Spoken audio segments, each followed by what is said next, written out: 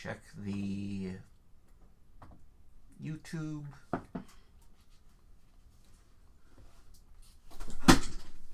Watch Mary spill pita everywhere. It's not the pita, it's the hummus, but luckily it did not come out. I dropped an entire container of hummus and it stayed in the container. Thank you. Thanks for chickpeas. And that's how we begin our welcome show of the One Ring, the company of the whiskey drinking bear. I am your lore master, Garrett Crow, and you can call me Barefoot Tour Guide. I can be found at Garrett Crow 1 on Twitter. Thank you for watching the show. This is a actual play vidcast of Cubicle 7's The One Ring game, the company of the whiskey drinking bear, which is set all in the world of J.R.R. Tolkien. So take it away to Mary. Hi, I play Lorith, the Ranger, the Dunedain, and you can follow me also at Twitter at Aging Ophelia, and if you're in the Buffalo area, you can catch my band Cheaper Than Vinyl at Circle Formance on Monday night at 7. Woo! Nice. And Mike? Hi, I'm Mike. I play Celebrimbor, the elf lore master from Mirkwood. You can follow me on Twitter if you wish, at Padme's Lover. It's kind of like Darth Vader. And everyone knows that Celebrimbor means virility. He's a master of poetry. Everybody wants him. It's so sexy. It's a sin. If you want a special tryst, he's the elf you can't resist. But bring a rope.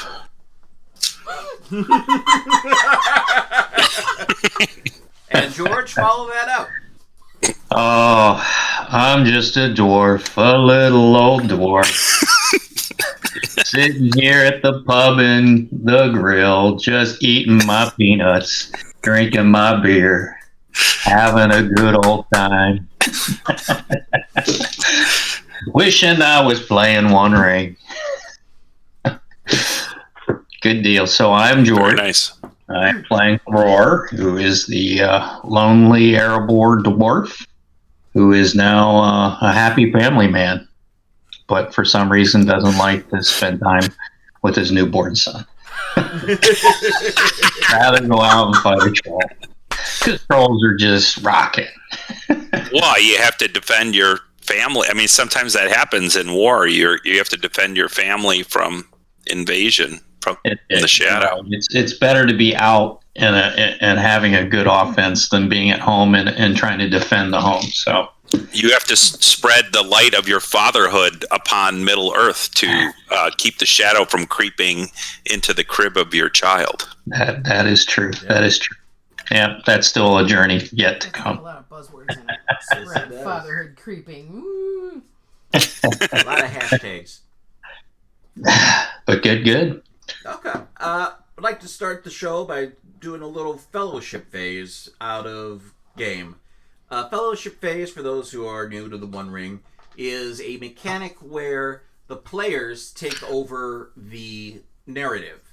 And they spend their points to level up skills and different things, and they explain how that happens and what they've been up to and what's important to them in their months or weeks in between adventures.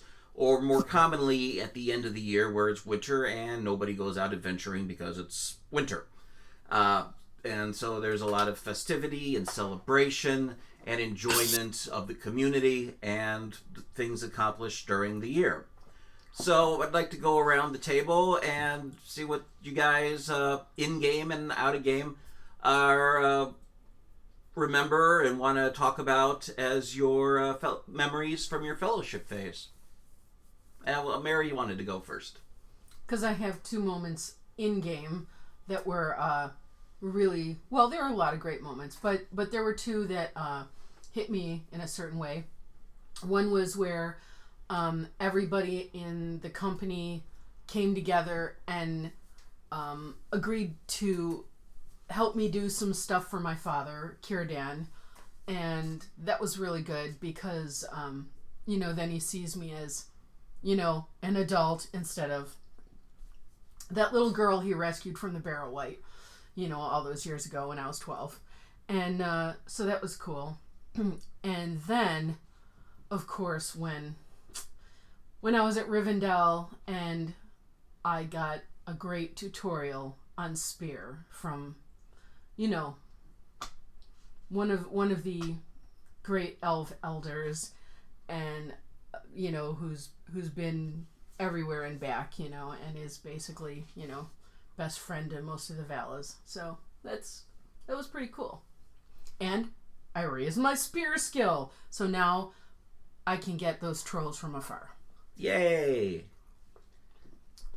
Out of game, my band has been playing a lot of little gigs, and we're digging it, and we have great new songs, and I'm very excited about it. We have it's been just me and my pal Joe Todaro since the 90s for a long time. Well, we've had various other people come and go, but it's just been us since I moved back to Buffalo, and now we have this fantastic violinist, Frida Basha, who's in a couple other bands, but makes time for us and is good as gold, and we're getting really tight. That's my stuff. Excellent. Love to come see you sometime. That'd be awesome. Someday we'll do that. Cool. I'll tell you when we're having a gig worth coming to. Well, they're all worth coming to, but if you're traveling far, you don't want to travel far for 6 songs at Circle Formants. Right. Anyway. Who would like to go next? Go for it, Elbrimborn. Okay. So Elbrimborn is really the most proud of the mutual venture that he's working together with all the fellowship in the company of the Whiskey Drinking Bear to basically open the Whiskey Drinking Bear pub down in Sunseed area, and it's going really well, and we're making a lot of contracts to do beer exchange, and so we can have a tour of beers from all around Middle Earth at this point. So just struck up a contract with the Prancing Pony to do beer exchange, and so this is good. We're going to have a couple different beers on tap from all over Middle Earth. So that's his big project. Out of game, I've just been having fun doing parodies on Twitter. Every week, releasing a different kind of D&D parody or a parody for my other character, Fernando, the Tiefling Druid of Love. And I've been thinking about what I could do, maybe even for Elbrimborn too, to maybe do have some songs for him to actually make up and sing too. So I don't know. Gonna try. I was trying to look into doing some Elvish stuff or whatever, but good thing about Twitter is I only got a 2-minute limit, so you don't have to listen to me that long. So All right. And George? Well, Thror is his biggest adventure for the year was to be a new father to a Prince of Erebor. So he and his lovely wife, Mare, have a newborn son named Dane, who is following in his grandfather's footsteps. And unfortunately, Thror hasn't been around a whole lot yet, but hopefully that will change over the coming moons. But he has also entertained a number of good adventures throughout the year, and has actually learned to ride a horse thanks to his newfound friend Grimbold. So that was a big adventure. Although falling from a horse hurts more than falling from a goat. So have to get better as time moves forward. So he's climbed trees and now he's riding horses. So he's a very unconventional dwarf, but he's a good character. And out of character, yeah, mostly it's still the old grind at the office and work and all that kind of stuff. But the family life is good, and we've had a chance to go to a couple of new cons this year in Hell, and we're just celebrating how many years Elebrimborn in our D&D first edition. 2 years in our AD&D campaign coming next Sunday. Pretty amazing. We've been going through. We've been trying to go through a lot of the old original modules that Gary Gygax wrote too, and we're developing our characters and losing characters and getting new characters. So pretty exciting that we've been together for 2 years without that falling apart. Yeah, so 2 long-running campaigns. You cannot enjoy that enough. So right, and like for 3 years of doing this, correct? I believe so. Doing coffee, whiskey, drinking beer. So Garrett, 3 and 4. I gotta have to look that up on YouTube to see what the numbers say. Yeah, Garrett, it's been a pleasure. I think we've enjoyed this for the last few years as well. And hats off to you. And Mary, thank you for joining in. And Elebrimborn, Padme's lover. It's been a great, fun time. So let's hope it all continues. For me as well. And in my in-game thing is Lore Master. What I have enjoyed the most was I thought going into this campaign, the big challenge would be what's very important in Darkening of Mirkwood, because it's a 30-year of actual time campaign, is the concept of holdings. Taking things that are very important to you and building things up that are personal to you in the area of Wilderland in Middle-earth, including starting your own business, starting your own fields and lands, your investments, starting families and things that are at risk, so that when the shadow comes full force at you, you have a lot to risk, quite literally. And you guys have done a great job of organically having those things build, and that I've greatly enjoyed seeing that happen. I agree, we have. Yep. Yep. So who wants to recall what happened last time? What? Don't you have anything out of game? Out of game, yeah. In November, I took part in NaNoWriMo, and I wrote a Conan the Barbarian novel. So nice. I finished that, and so I finished it with the first draft, and now I'm going to be looking for representation so I can further develop it. Well, you'll have to tell us where it's available when it is available. Yeah, absolutely. Right. All right. So who would like to recap? Well, I think I wrote the last journal, so let me see if I can peruse through it and pick up our key points. Okay. So, for taking notes. Yeah. Reading them at obsidianportal.com. Yes. Mm-hmm. Well, you know I can't get into there. You've been banned? No. Renegade on board. They broke the link for getting my password, and they told me for about 2.5 years that they would be getting back to me, but they never did, so. So I'd like to welcome our newest sponsor to the show, Obsidian Portal. Well, they honestly, they told everybody, hey, we're going through a lot of stuff, we'll get back to you and stuff, but I stopped pursuing it at some point. That must be said. But I was tired of pursuing it. Mm-hmm. So, I mean, I've heard that the shit is together now, so that's great. But I have a modicum of frustration I can take in my life outside of home life right now. So, there we go. Yep. Sorry, Obsidian Portal. Many people love you. They are still our home on the internet for Company of the Whiskey Drinking Bear next to YouTube. Yeah. Okay. Yeah, they've been good with the journal entries of before, so awesome. And some lyrics. Elebrimborn. Maybe Maybe someday Yeah. let me back on my profile. When Elebrimborn does it, he writes it in a little paper book, but then he never types it up. A reminder, a thing, I've said this before, maybe our listeners don't remember this, but half the XP comes from playing in the game, but the other half of the XP comes from contributing entries to the Obsidian Portal Journal. Yeah, I always forget.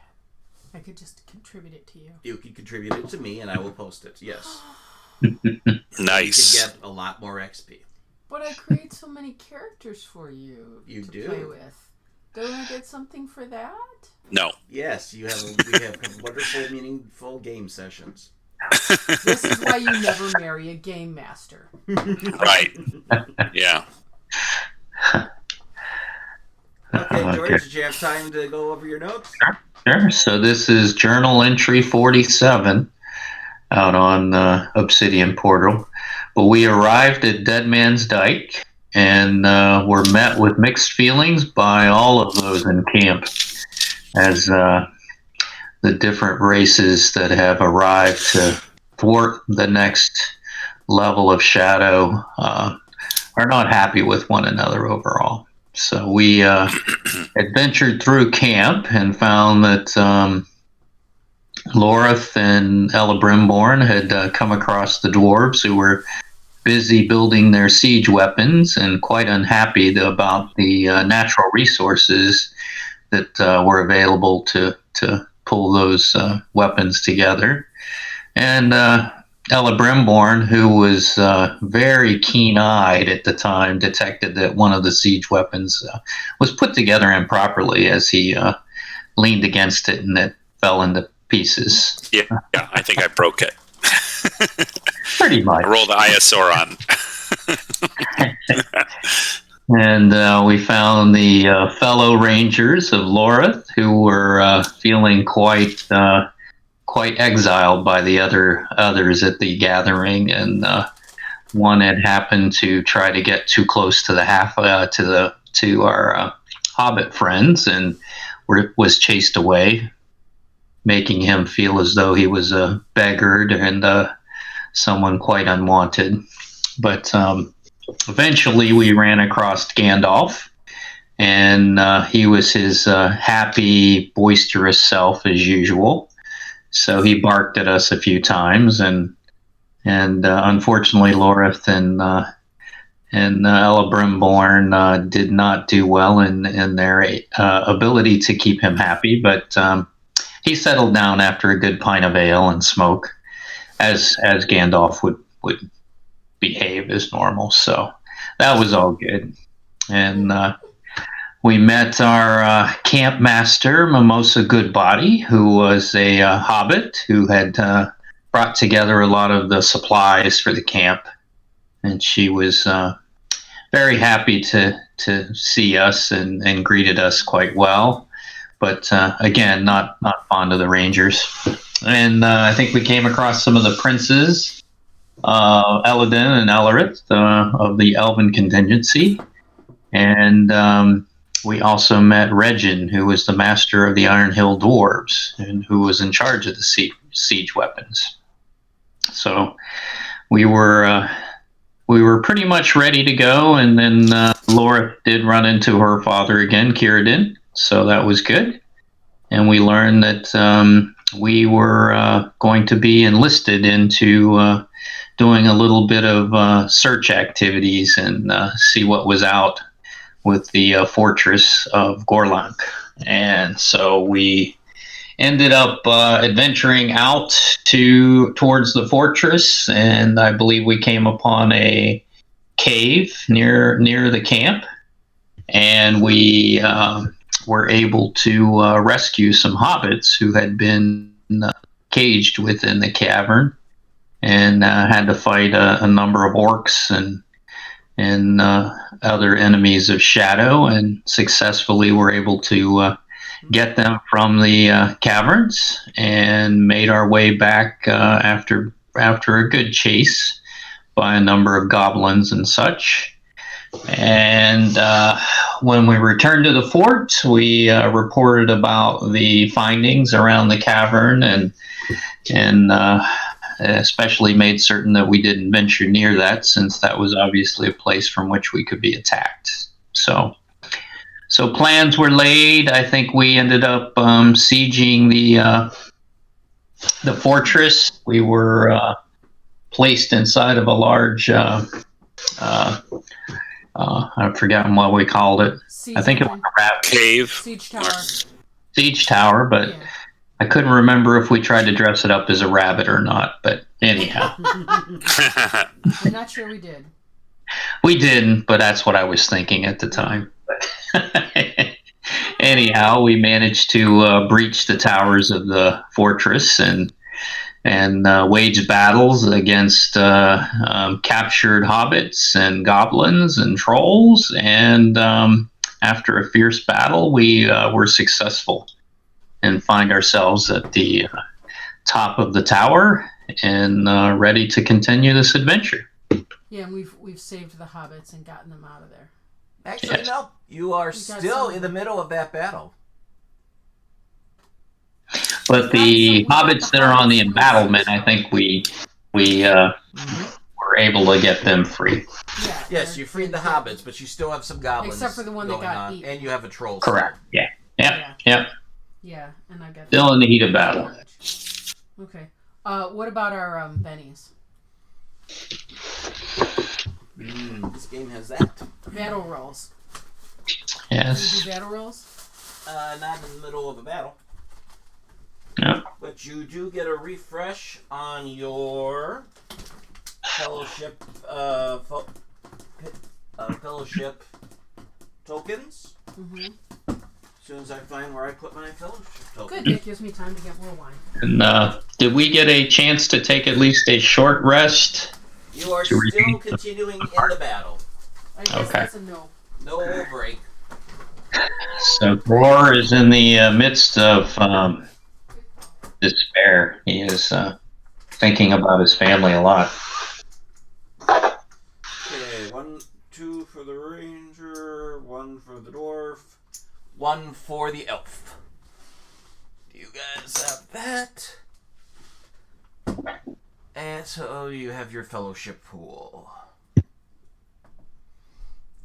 And I believe you had spent your battle dice already for this battle.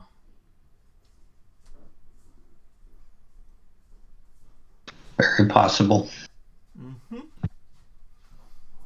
All right. So I will then up the image. And we go into this mode. So what stances does everybody want to take? What are we doing? You're in battle.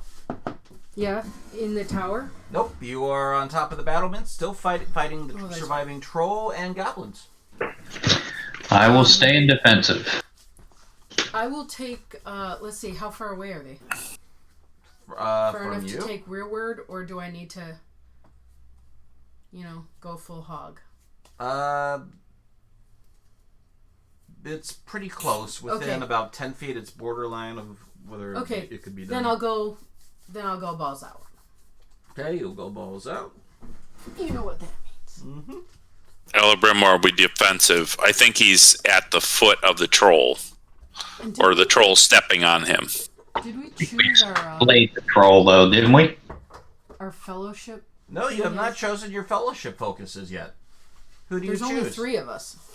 Huh? You can double choose. Okay. Looks like a tryst. You can do it. I'll choose Elebrimborn. Yep. I will choose Lorith.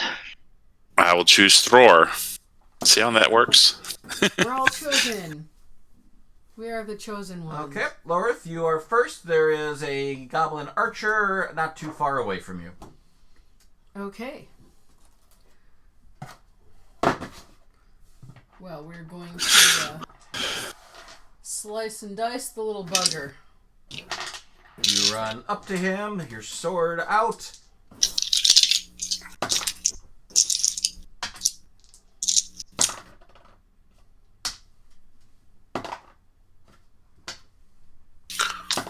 This is thank goodness. Come on, baby. Oh, what a dire friggin' roll. All right. 2. So that's So that is 14 with the Tengu. 14 with the Tengu hits. Woo! Damage plus body. Ooh, nice. Okay. So the damage is 7. And then the body is 8. So that's 15, baby. 15 points. And you slash off his arm, and he falls off the side of the tower screaming. Another one bites the dust. You have 3 hobbits that are in chains next to you. Well, I can't do another action now, alright. Nope, you can't. Just letting you know your surroundings. Okay. In case you wanted to run away from them or stay there to help them. Mm-hmm. Okay. That was forward. What's the next stance? Control? Close. Defensive. Close, then defensive. Oh. Nobody in close, so defensive. What's close? Close is the name of a stance. I think it's forward and open. Yeah, forward, open. Oh, forward and open? Yeah, and then rearward. I know, it's a problem. You play so many game systems, it's difficult to... Can I do an investigation check? No, just kidding. No, you may not. Do I need to do a sanity roll right now? You can point and you can kill. We did sanity rolls last week. Okay. Elebrimborn. Roll if you want to make a valor roll. Yeah. No, he doesn't want to do that. But Elebrimborn wants to take his flashing blue steel sword to the troll's hide here, if the troll's still alive. Troll is still up with 40 hit points. Okay. Let's see if we can reduce that amount. All right. So I got a 23 to hit. 23 to hit. Ooh, that'll hit. Let's see. His parry is...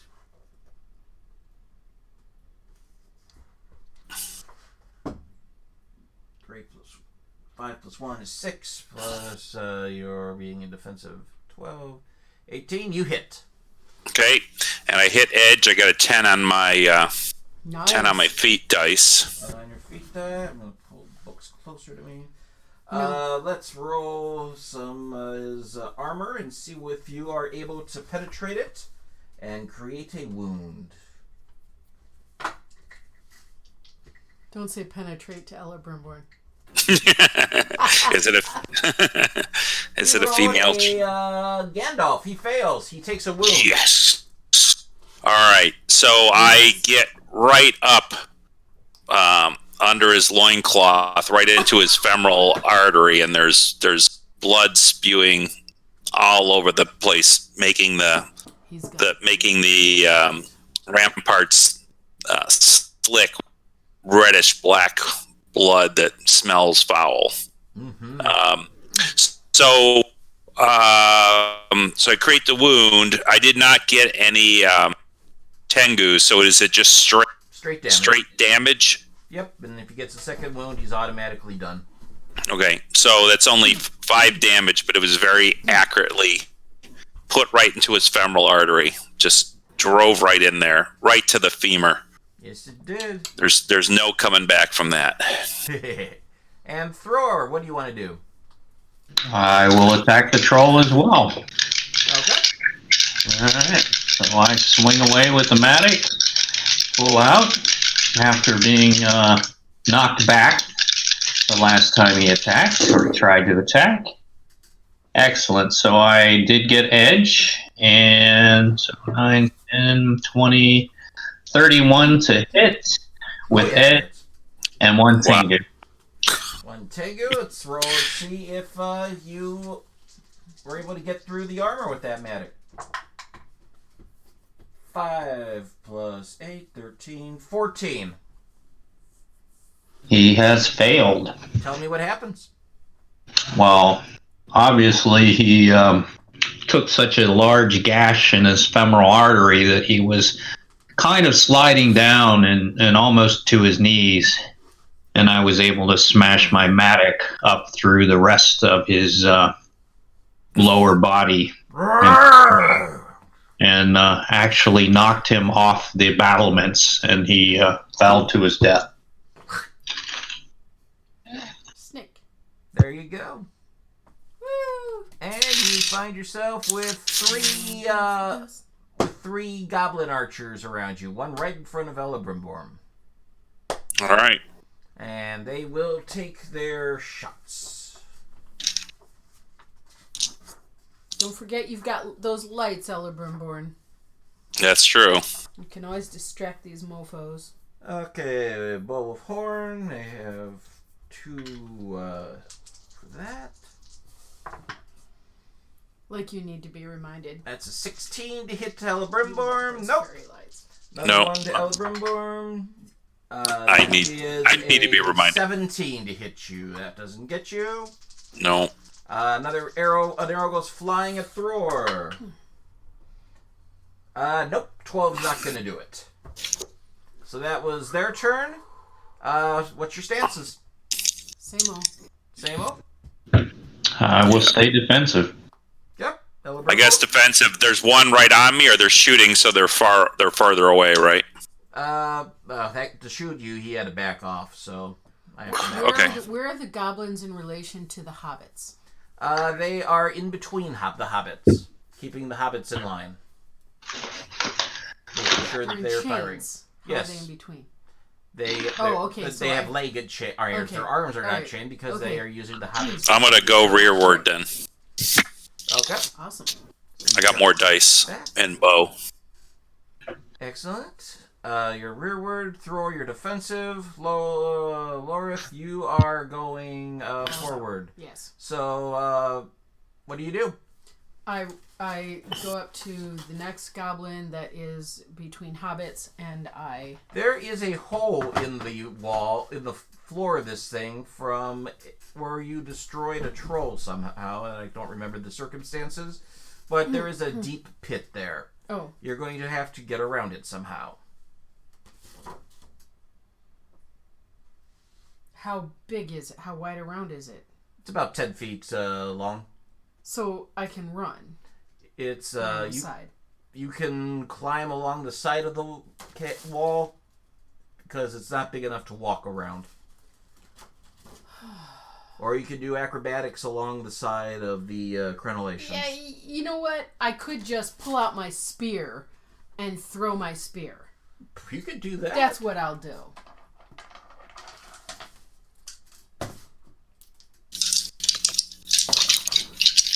Nice. That's so nice. Better.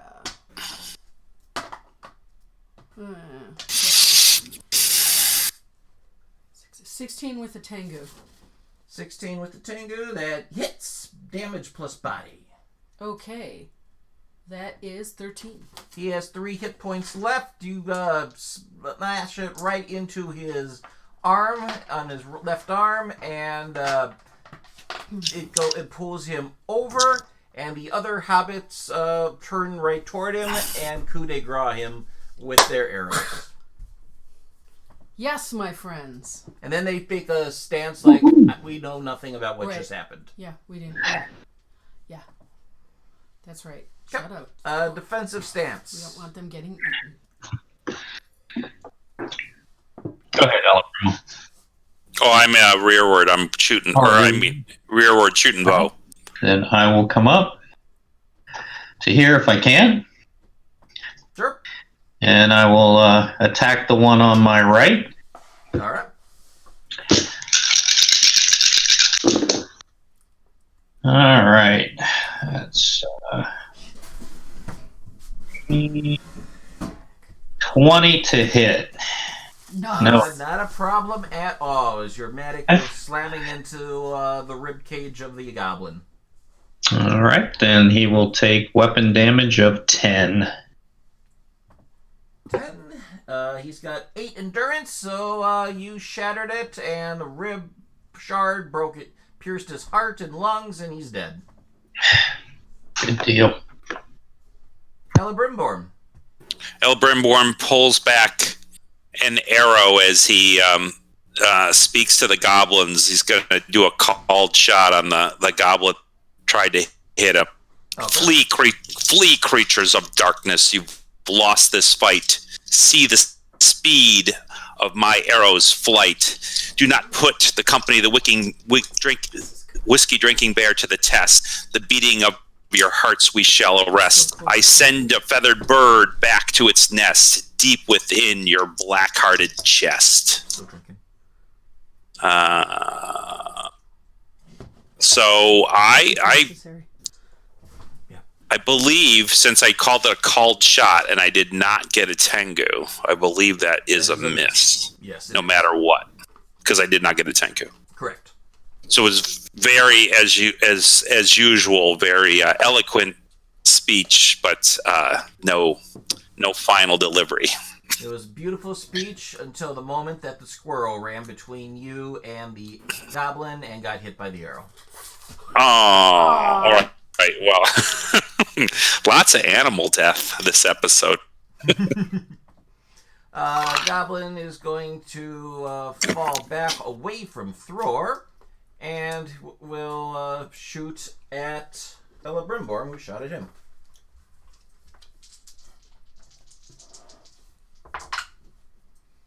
And that's a whopping 5. No.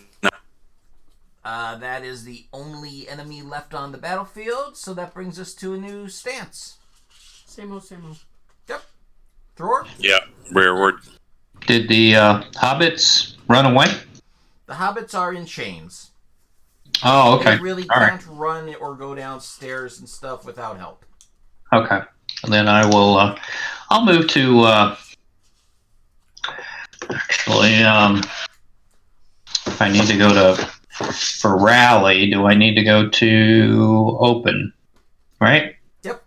Yep. So I'm going to go to open, and I will rally, and I will try to inspire all the hobbits and my comrades with my words of vigor. Take down your enemies of these goblins. They are not to be followed.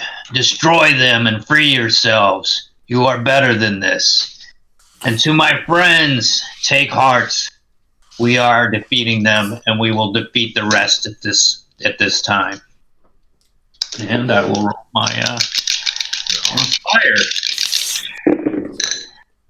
Awesome. 1 Tengu and a 8, 6, 6 is 20. That is a success. Tengu. Yeah. 20 with a Tengu. Which is So we get back. Everyone gets back 3 endurance.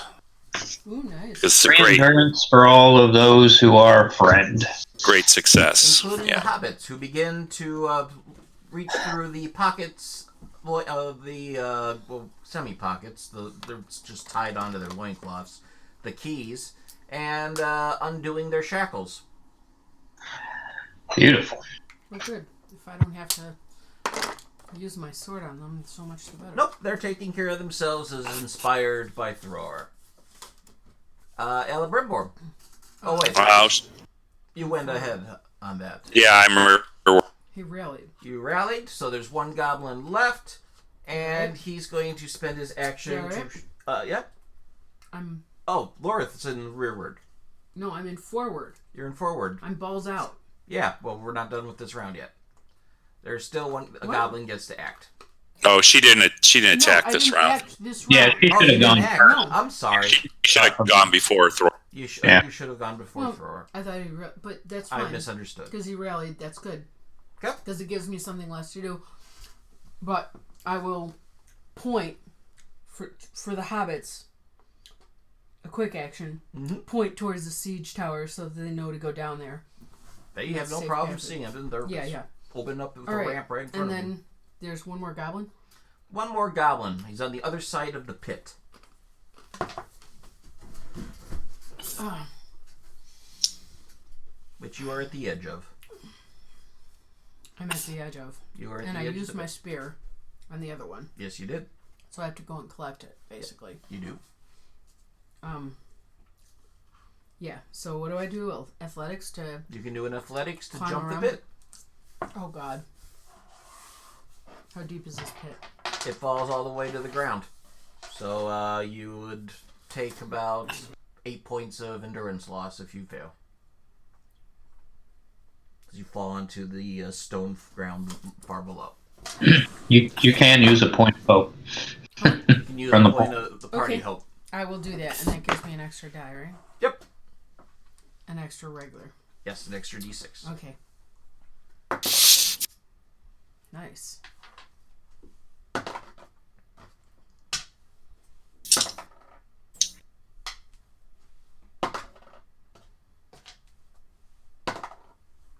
All right. So that is 22 with the Tengu. That's way more than you needed. You just needed a 14.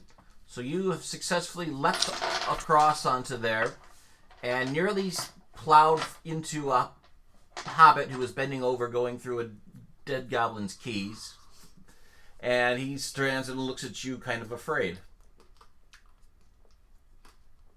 What do you do? I take the spear out of the dead goblin's body and Yep. shaft it back on my back where it goes. Sure. And I say, towards the siege tower, my friend. Okay. And then you. I'll let you still down. move a little and take an action. Oh, okay. I consider this all part of your movement. Okay. So there's still a live goblin? There's still a live goblin on Can the I- other side of the goblin who had your spear in him. Yeah. Okay. I only spoke to the hobbit because I forgot about that guy. Because It's okay I to made the talk. thing. Alright, yeah, I'll just slash with my sword. Okay. If I'm lucky. Because so far the roll's not great. That's a little better. Blah, blah, blah. Come on, baby. Alright. Give me something. Give me another one. Alright. So, that's 10, 22 with 2 Tengus. 22 with 2 Tengus? Yes. Yeah. my God. That's damage plus 2 times body. I put my arrow back in my quiver So, 16 plus for my action. 16 plus what? 7. Well, 7, 23. How do you want to do Oh, this? sorry, no, 16 plus 8. Okay, how do you want Yeah, to do so this? that's 24. I speak nicely to the hobbit, and then I'm like, oh yeah, he's there, and I just go, ch. That's it. Okay. And for those of you who weren't in the room, Mary made a slashing motion of cutting off the head of the goblin. So you have won this round of the battle. Anything you want to do in the immediate aftermath? I just try to help using my elven craft skill that I just got of kind of weapon making to see if I can help them with the manacles and chains, get them off quicker. Sure. Make a craft roll.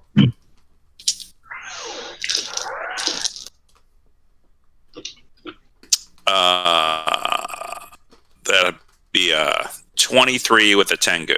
You managed to get 3 of them out of there before they can even get the keys off the goblin. Have heart, my lads.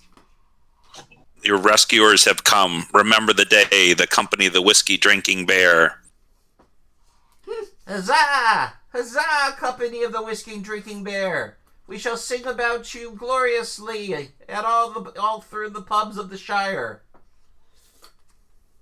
Yes, you are good. You're good, stout people. And they take off into the siege towers and climb down them to get out of the battlefield. I think we need to search the battlements to make sure there's no hidden blah blah blahs. Okay. Were any of them injured before they departed? I would have healed them. No, well, one just got slapped around. That one got eaten alive. There's not much you can do for him. Oh man. All right. But luckily, we won't have the indignance of being digested and pooped out because we've killed them. Right. I'll also sing a song of whiskey drinking bear to improve their morale. Excellent. Make a song roll. Very good. So 12, 5 is 17 with the Tengu. They are marching Nice. quite very well and organized. The elves of Rivendell would be very proud of their in sync they are and how much they move as a unit as they do a very orderly evacuation of the grounds.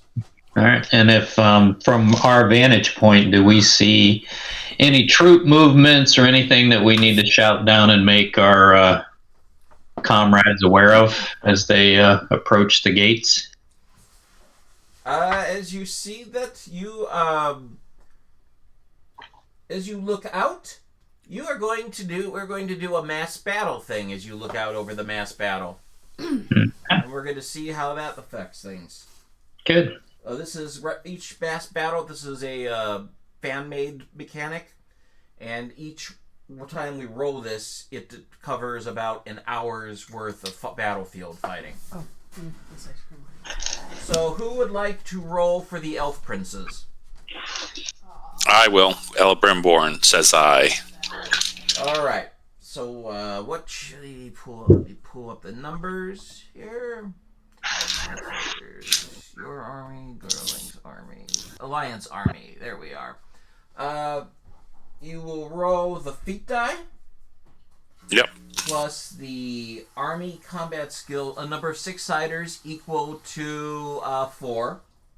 Okay. Which is your fighting dice. You'll add your army's attribute, which is 7. And that's what you got.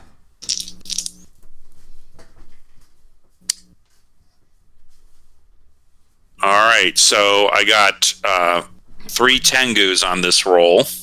Whoa. Yeah. Oh, wait, you have one more decision to make before we resolve things. Do you Okay. want to send your troops in aggressively, charging headlong like a forward stance? Do you want to do a smart, advancing methodically, using maneuvers to ambush the enemy? Or do you want careful techniques, holding and defending, using shields and formations? Which way of fighting do you want your troops? They go straight falls in like the charge of the elven people in the battle of the 5 armies. Their hatred of elves is more so than their hatred of dwarves. So yeah, So that is definitely. So that is a combat aggression of 6 plus their parry. That's not their army. That's the other army. Okay. You need to beat a 9. Beat a 9. Yep. Oh, well, you said I added 7 to this roll that I rolled, right? Yep. All right. Well, because that's sick, because it's like I gotta add the 34. attribute to that too. So that's 9 plus 3. That's 12. I'm sorry, you have to beat. All right. Well, I got a 34 34. with the 3 Tengus. With 3 Tengus? Yeah. All right. So you will do damage equal to your attribute times 4, which is 28 points of damage to the enemy. Wow. On the bar. That is, are dropped from 50 down to 32. Is their new endurance. Now they get a shot at you. 22. 22. Yeah. Mary convinced me otherwise. I said it. I caught it. You caught it. I caught it. Yeah. Gorlanc is going to be using smart techniques in this battle. And so it's going to be a combat. It's okay. I counterspell. You are not playing Gandalf. Using 9. So feat die. Their army has a combat skill of 3. Plus their attributes level of 3. 12.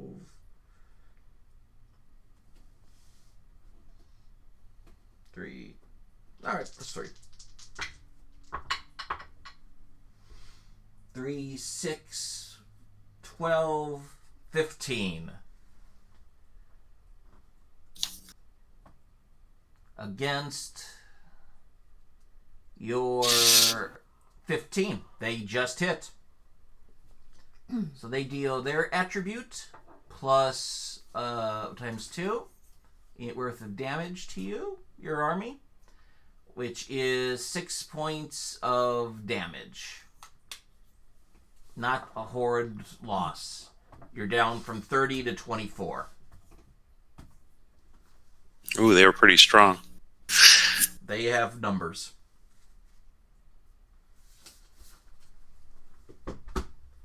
The elder over here climbs up the wall, not even bothering to use the siege engines, which is being filled with hobbits marching down him, and points to you over at a tower that is well guarded in the center of the compound and says, I'm going to send the elves around to break through the front gate. When that happens, I need that area cleared out. He points to a tower that's where? A tower that's in the center of the whole fort complex. Okay. And he goes, yes, that is Gorlanc's throne room behind those doors. Yes. We need to clear a path so that we can take him directly on. Can you do this?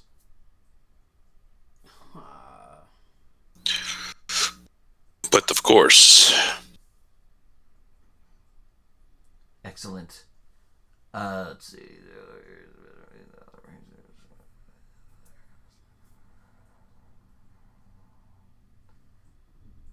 Victory.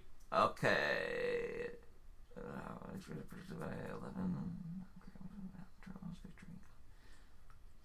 I don't know. I think Eladan is cuter. Because you won that battle that you just did, your first endurance loss is halved.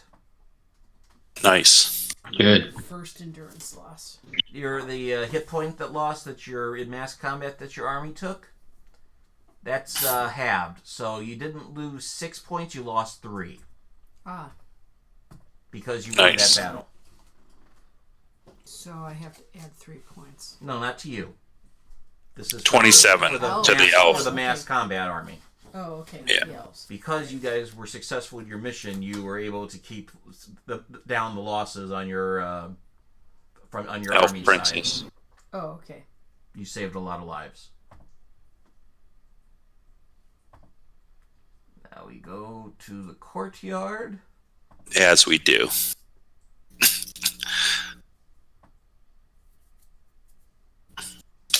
Here is the ruins where it is a toppled area with a weird little hut here that's still kind of up and going.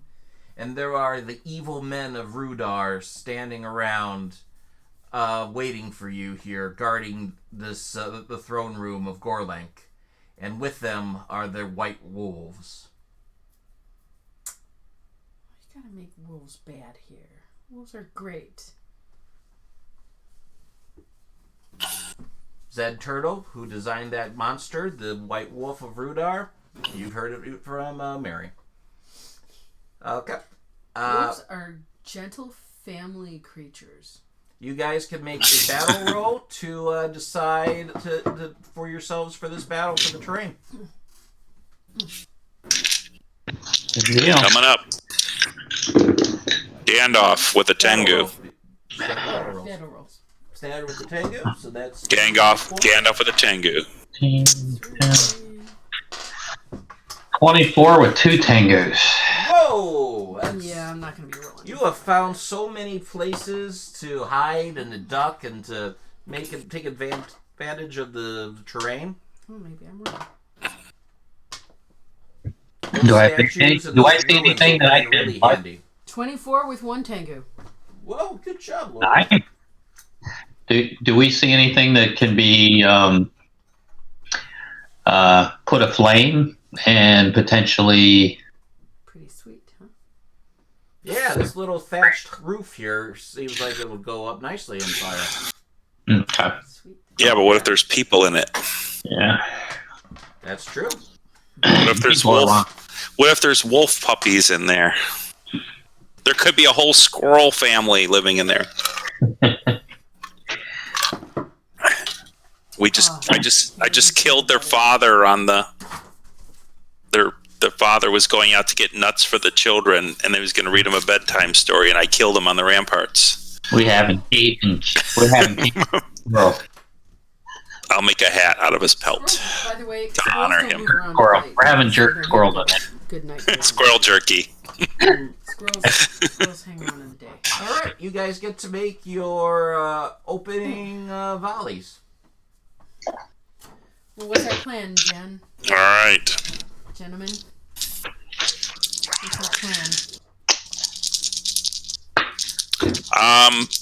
Okay, Celebrimborn's doing his opening volley, and he is going to shoot one of the evil guys right here. So our plan for taking this throne room is no plan? Oh, what our plan is to do defeat... we have a strategy or something? I don't know. Well, we have to clear a path to the to that front door to get in the throne room. Right, okay. So we just have to clear it out. We don't have to... Right. But, I don't know. So, okay. This guy's standing in the way of the door, so he's got to go. Yeah, I think... That's my plan. That's your plan. Opening hours. I don't know. What do you guys want to do? I'm starting from right to left. So you're going to kill that wolf first? My OCD kicked in, and I'm going right to left, yeah. So you're going to kill the wolf first. Yeah.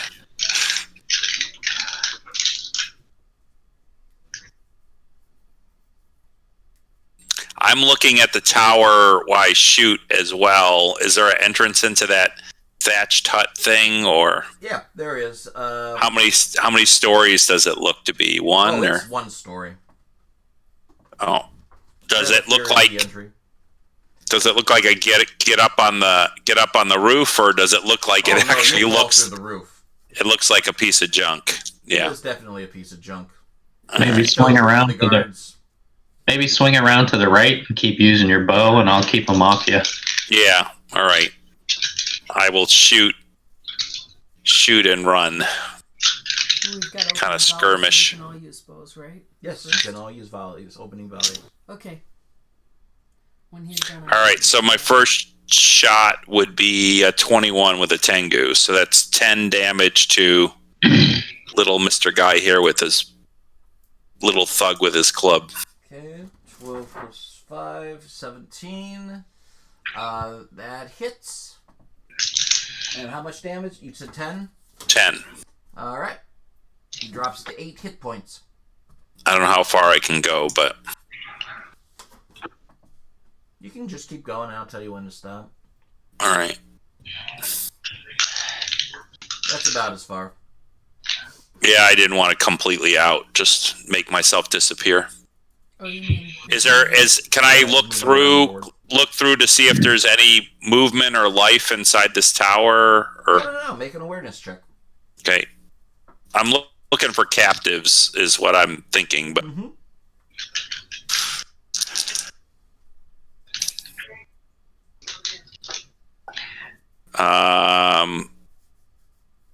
oh, that's not really too good. 13.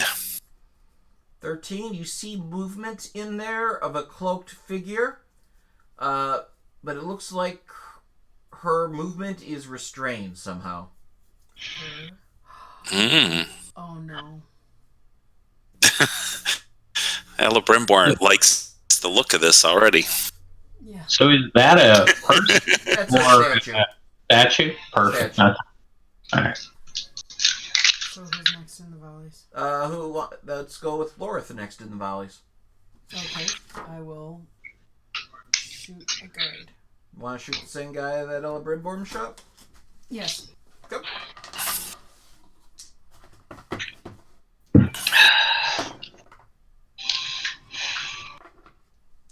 That's not promising.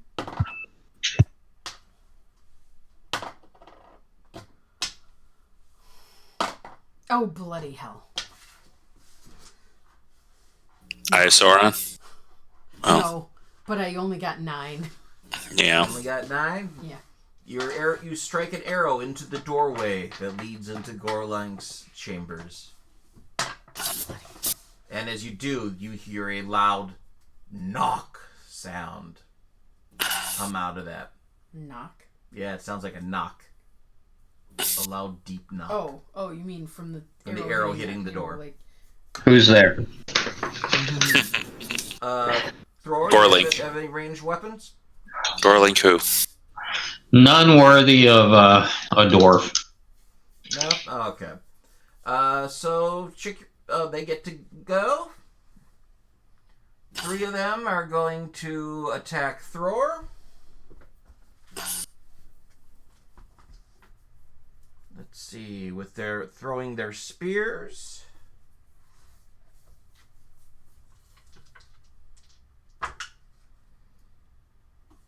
$16. So 12 Just plus your parry. 5. Is 17. So that hits you. All right. Let's see what their spear does.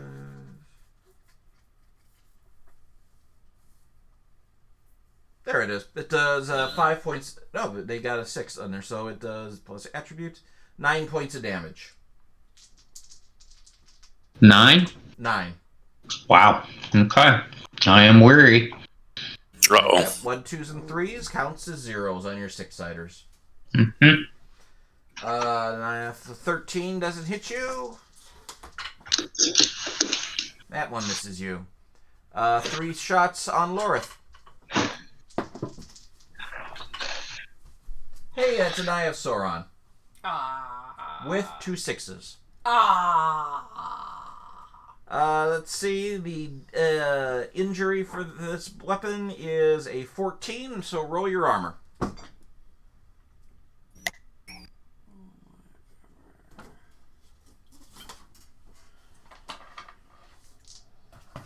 And I just roll the 2d6, right? Mm-hmm. Plus the 12 side, right? Oh, okay. Plus the 12 side. Yes, what's the 12 cider?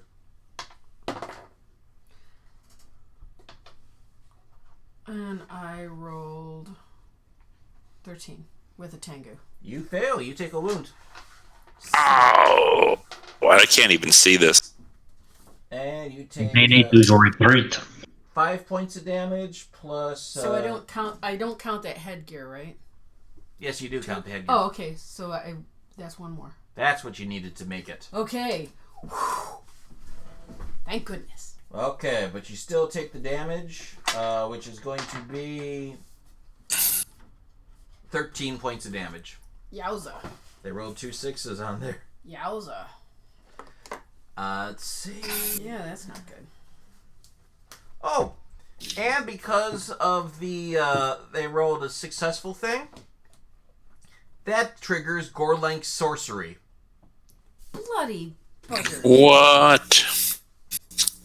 The orcish forges beneath the fort erupt with flame, blasting through the ground. Each of you must make a TN 16 athletics check, or you lose 10 endurance from fire. I will use a point of hope, if that's okay. Sure. Endurance check. Mm-hmm. Athletics Oh, check. athletics. Sorry. Okay. So, What was the difficulty again? 16. Yeah, I got a 19 You with a made it. 10 I go. rolled a Gandalf. Automatically dive out of the way. Otherwise, I would be not in a good place. Being wary. I rolled a 10. Lorith only got a 10. You are on fire, and you take 10 points of endurance loss. As the fire coming out of the grates hits you. I have 1 point left. Ooh. Lorith is in trouble. Yes, I'm in 1 point They from retreat.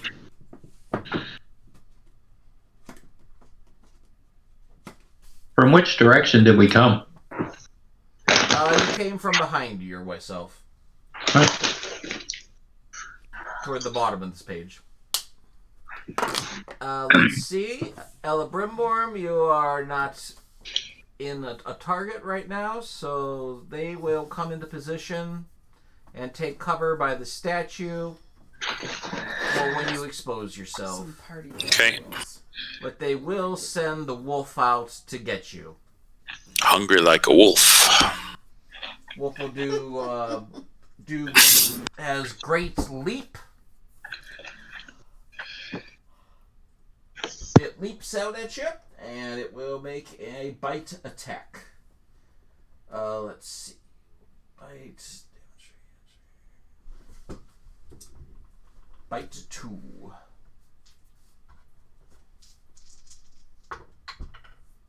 And that's cocked. That's an 11. Nope. Nope, that doesn't hit you. And this is opening stances, so it didn't matter. That wolf couldn't have acted on this round anyhow. So, that brings us to stances. I say we go rearward and get the hell out of here.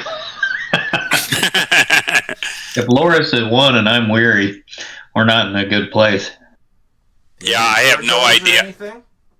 I have no idea what you guys, like, I disappeared from you, so I have no idea what's going on. You know what I mean? Mm-hmm. So when you see us, What's off to the far right? off, What's that? What's off to the far right on the other side of the... Off to the far right, there are some steps that lead down into a winding courtyard where there is mass fighting going on. Perfect. Maybe we take refuge in that stairwell and at least try to fight them off from the stairwell. Otherwise, we're going to have a tough time. We need to bottleneck them. yeah, if anybody's got any Miraver, that would be good. Yeah, I'll hand you what I have, but we'll have to Yeah, we gotta get there first. run over there. I mean, I can hand it to you as I'm running over there. So I was going defensive. Okay, you're going defensive. Yeah, likewise. You're going defensive. Ella Brimborn? Defensive. Defensive. So, who has the highest wisdom? I have a 4. No, I'm sorry. What's Baron? Can I see your character sheet? It's been a little. My memory's fading on some things. Wits. Who has the highest wits? 5. 5? 5. 5? 5 here as well. Mary, you have what for wits? 3. 3. Thror or Ella Brimborn, who wants to go first? What Go do ahead, I do? Alabama. Okay. So Ella Brimborn is going to try to bust into the tower, seeing the person in there. You want to bust into the main tower or into that little hut? It's a little shanty Oh, the little that I'm hut. next to. Sure, Yeah. make an athletics check. I still don't know. I still don't know what's going on. I mean, other than I saw movement in there of someone that seemed restrained. So, unless I hear like Lorith or Thror scream out in pain, like Lorith going, "Oh fuck! I just get hit with a spear," then I would know. But Well, I might have. I don't know. It wasn't a spear, it was something.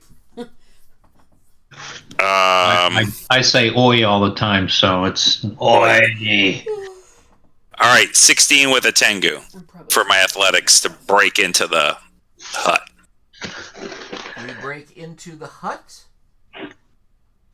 and you see her there, tied to a post. Uh-oh. sure. How'd she get there? She was in. Burlius. Yeah, she was in Rivendell. All right. Grimborn, you've come for me. Yes, I am Luke Skywalker. I am here to save you. No, you're Ella Brimborn. Oh, sorry. Yes, I'm Ella Brimborn. I'm here to save you. So I tried to cut her bonds with a sword, and then It's just rope. look for escape. Thror and Lorith and I are Awareness check here. For me. What's that? Make an awareness check for me. Thror and Lorith and I are here. We did not expect to see you here.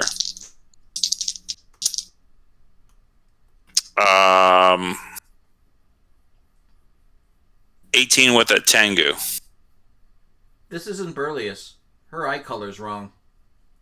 Ooh. Oops. All right. That It's was a your trap. That was your turn. Okay.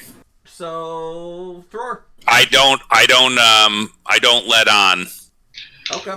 That do I know? I don't know. Do I roll like something for a poker face, or No, you could just say you don't let on. when I realize, like, Yeah, make riddle so roll. when I do that, I'm like, Oh, come I'm, on. Elves have resting stupid face all the time. They do. we're gonna, yeah, It's not gonna be a high number.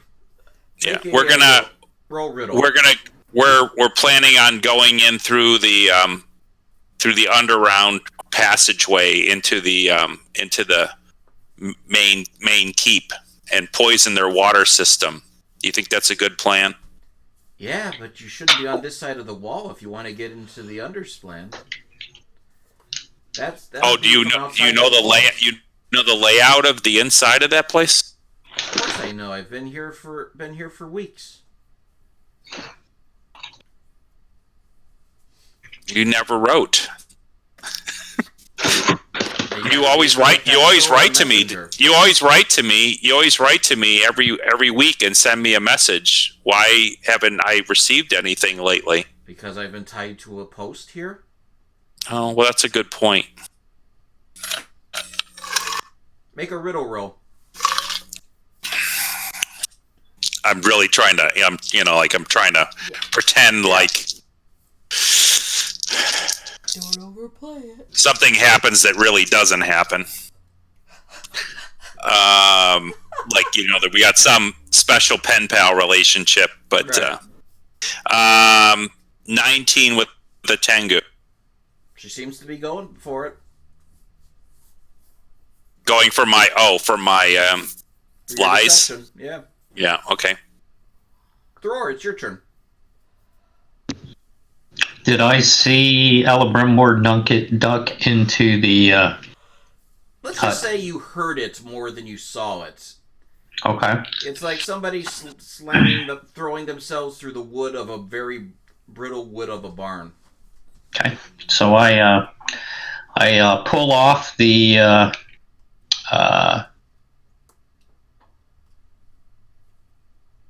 cordial and I pass it to Lorith as I run past her, and I'm going to run down here to shout into the hut to get the hell out and head to the east towards the stairwell. We need to protect ourselves. And then I'm going to smash into this character here and attack him. All right. Okay.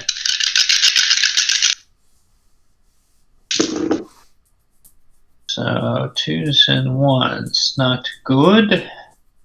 So I did hit edge, 10, 16, and 3, 19. Is a 19 hit with a Tengu? Let's see. 12 plus 5 is 17. Yes, it does. All right, then he has to roll for a wound. Okay. His armor At a is minimum, 2D. he takes 16 damage. All right, and that was a 13 he rolled on his armor. Then he failed, so he is wounded. And you have managed to shatter his armor and kill him. Okay. Can I move any farther forward, or? You can go a little bit more forward. Okay, then I'm gonna duck behind the statue and force him to reach around to get to me. Okay. Lorith, You you want to take a look at the battle map?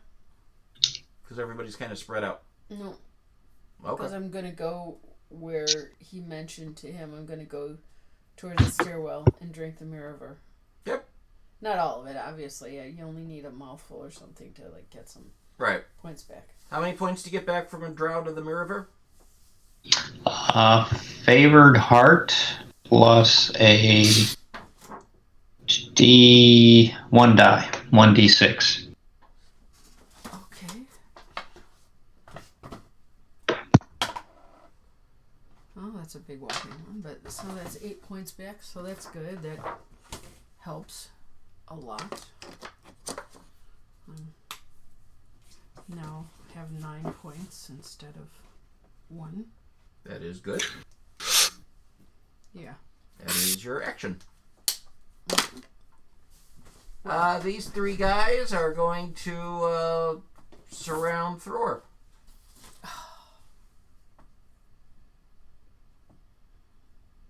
Well, that guy's dead. He can't do anything. So these two guys are going to come around to Thror. Well, Thror with 2 guys, I'm not too worried. Well, I'll come back, but not yet. The 2 men that surround you, Thror, reach down into their companion's body where you've shattered his armor, and they pour out blood from their hands. And the 2 of them draw sigils on your armor using his blood while muttering in the black speech. That's nasty. Oh. Can I have a reaction? Sure. I would strike up a fire immediately and scorch him. Okay. They take, let's see, world's nature by a place, English, tolerance, examples of tolerance, counter structure. Be right back. Okay. Yep. Say that does 5 points of damage to each of them.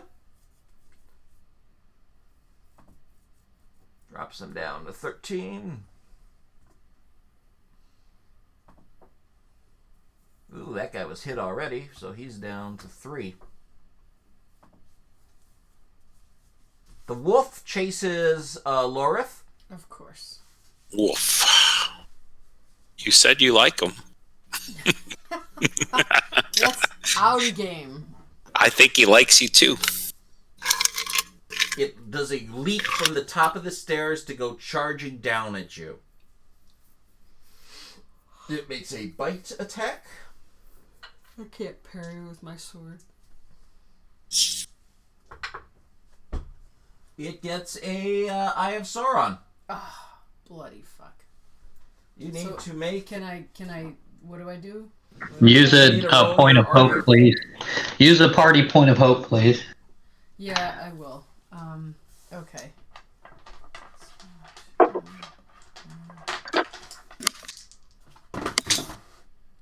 Don't even tell me what I need to make. Let me just tell you what I get. I'm using a party point of hope, by the way. I know. That's probably your mother. All right.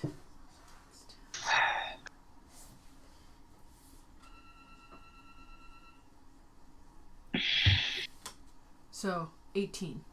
18. You managed to take that just fine. You do suffer damage from the bite, which is 3 points of damage. Okay.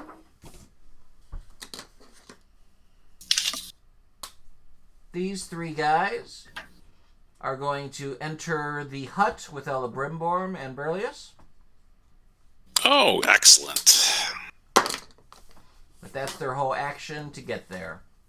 Except for the dog, who's going to try to bite Elebrimborm. Because he can run faster. There's a dog. Wolf, I'm sorry. Yeah, that's a 10. That's not going to do it. These guys are going to run along the wall to try to give chase to Lorith. But they'd only get, they're so far away that they only make it to, the middle of the castle tower doors. Which brings us back to stances. Oh, yeah. Yeah, sure. None. Sure. Yeah, but I didn't need to do that. What was that about? I was going to give Berlius an action, but she was tied up. She doesn't get to do anything. Yeah. Okay. Defensive. Defensive? Yeah, defensive. Staying the same. Yep. Defensive, so we'll start with Ella Brimborn. I cast elf lights on everyone in the hut. And I'm gonna extinguish it to try to put it. I'm gonna light it up, get them attracted like moths to it, and then see what happens. They have to spend a point of hope or hate to ignore the spell. Yep, they spend the three guys in there spend the point of hate to ignore it. And I'm doing it on Burlius too. And you do it on Burlius too? Because I don't think it's Burlius. Effect on it. Pardon me.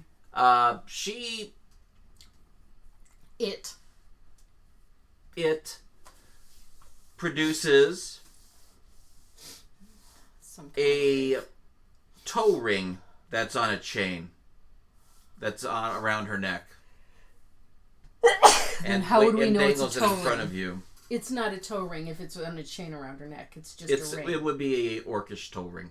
Whatever. Yeah. Have you seen Thrors? You have seen Thrors. Yeah. You could tell. The light does not affect the wolf because it's not a speaking creature unless that wolf speaks. Nope, that wolf doesn't speak. Right. I know that's true, but that's what it says. Speaking creatures. Bless you. Okay. That was Ella Brimborn. So let me Bless you. Sorry. Bless you again. I don't know why. drop their hate scores. Hate scores drop. And now we go I'm like Burlius. We must make haste out of here. Of course we must. We're surrounded. Yeah, I don't want you to get hurt. You're very precious and dear to me.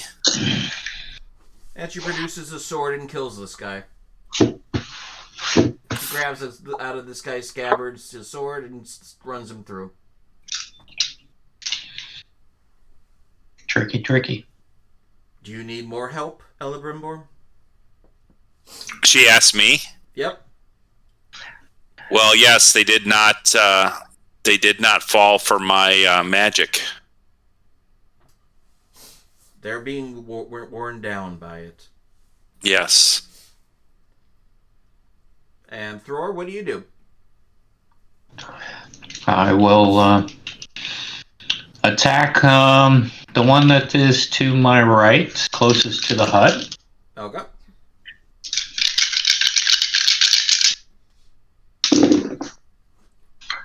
That's good. Wow. For being weary, it doesn't feel like I'm very weary. 10, 28. So I rolled a 28, only 1 3, with 3 Tengus, but no edge. Yeah, that hits.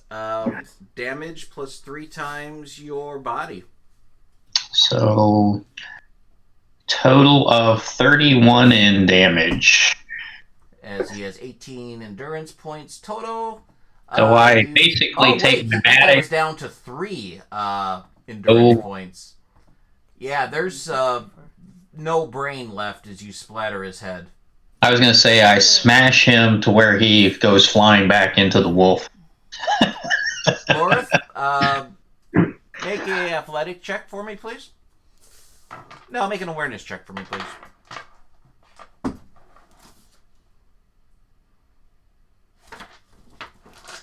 Sorry.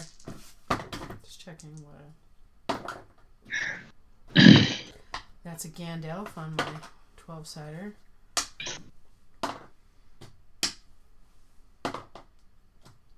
And 10 with a Tengu in the Gandalf. Excellent. You see you hear the crunch sound of a skull being shattered by Thror's weapon. followed by a shadow coming at you from the sky. And you're able to shove yourself against the wall enough so that when the body falls, it lands on the wolf instead of on you. Roll a six-sided die for damage.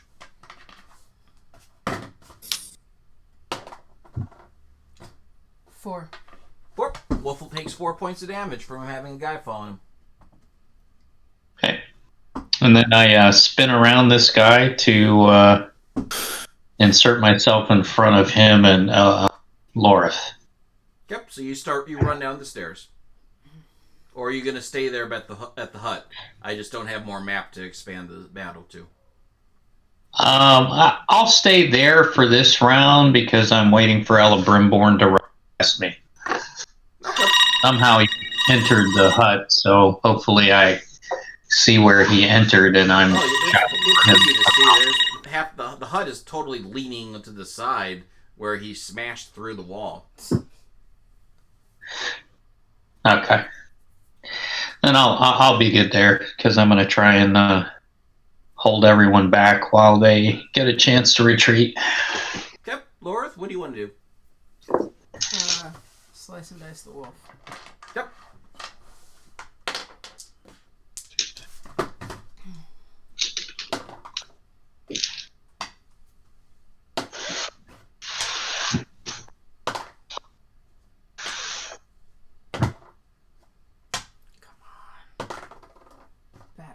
Okay.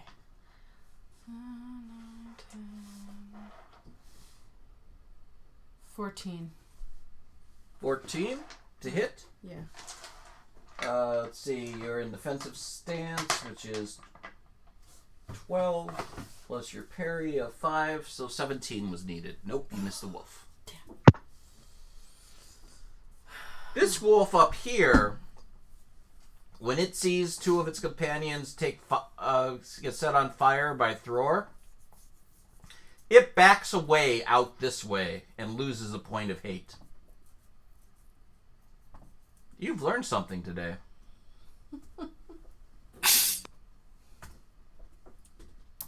Wolves don't like fire. These wolves don't like fire. Most wolves don't. Okay. These 3 guys will spend their turn rushing down the stairs to get to Lorith.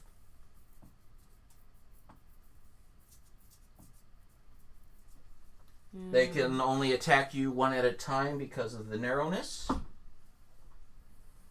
So that is using a orc axe to hit you.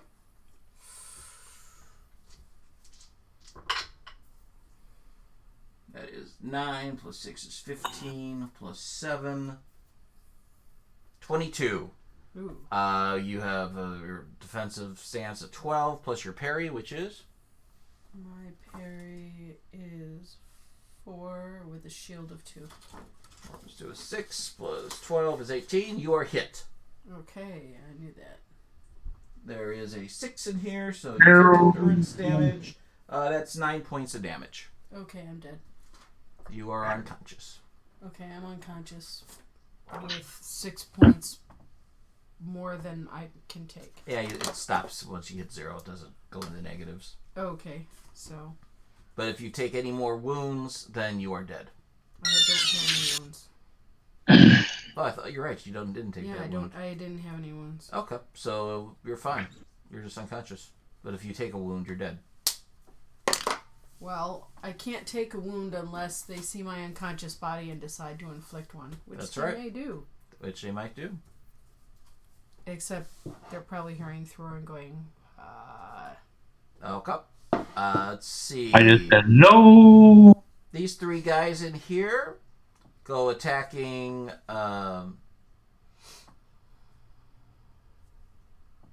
Elebrimborn.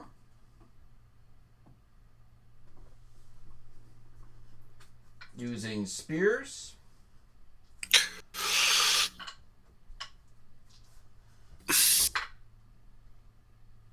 12 doesn't hit you. No. 11 doesn't hit you. And Gandalf is an automatic miss. And something happens. Elebrimborn, butterflies rush in from the fields and they flutter in circles around you in this hut. This increases your parry score by 3 for 1 round. Okay. It's the magic of Gandalf. Excellent. Gandalf sent butterflies? Yep. Well, that sounds a little strange. Mm-hmm. I didn't think of him as a butterflies type of person, but... And the wolf will make an attack on you. I can picture Gandalf downing a scotch. Mm-hmm. No rocks. Right. You wouldn't send a swarm of animals to help someone? Like a 31-year-old scotch. That's a Gandalf thing. Can I have some of that? Yeah. That is an Eye of Sauron to hit you, Elrond. Ruh-roh. Ah. Make a armor protection test. Okay.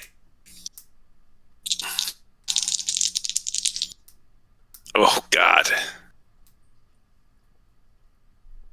16. You avoid taking a wound. However, you do take, let's see, it does 3 plus attribute, 6 points of damage. Ooh, that's not good. And more magic happens. I am weary. You are weary. 1, 2s, and 3s counts as nothing. Yep. A black moth flies inside of an orc's mouth. It sprouts bat-like wings and can now fly. And enters your battlefield. What, the orc? Yep. Sprouts black wings?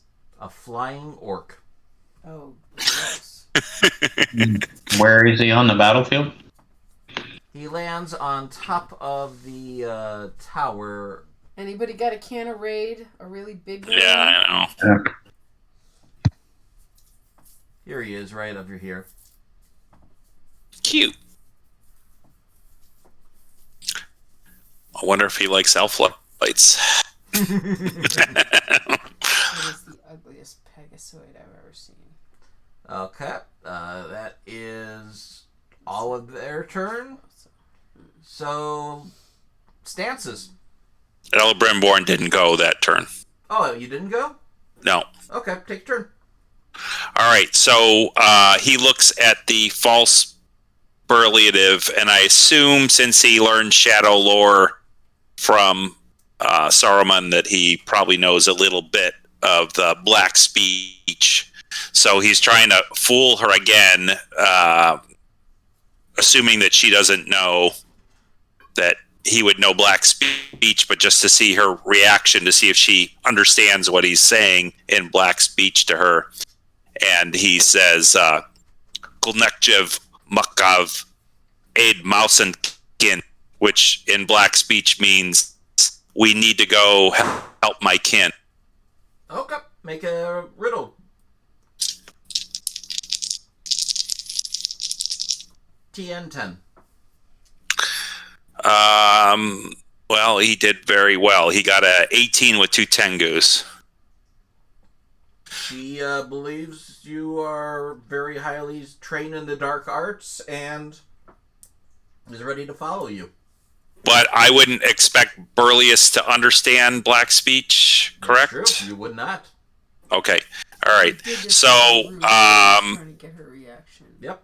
So we can I pull up my... Yeah, I was just trying to get a reaction from her, you know, like, all right, yeah, this isn't Burlius, just confirming it. Oh, So I raise my shield and I strike at, I guess what I think is the worst opponent at this moment, which would be the, be the wolf, and I am trying to usher Burlius with some courtesy through the hole I made in the wall. But I'm going to attack the wolf first with my sword. And oh man, I should have done a call shot on that, but I did not. So that is a 27 with 3 Tengus. Nice. So that's going to be one-handed. It's going to be 20 damage on that wolf. Down to 4 hit points. All right. I cleave into the wolf's chest, and lungs pop out through its ribs that just spring out, and it just partially, one of the lung lobes is like just sealing him, partially sealing his chest, but so close to death, and now I have a target to go at. Yeah. Very, very cool. All right, the orc doesn't get to go on this turn, so we're at the top of the round. Stances. Defensive again. Defensive. Okay. Stay defensive. Is the dog still alive that's next to Lorth? Yep. Okay. He's not very happy having had the body of the guy that he killed fly through the air and land on his back, but... That's okay. He doesn't have to worry long. Yep.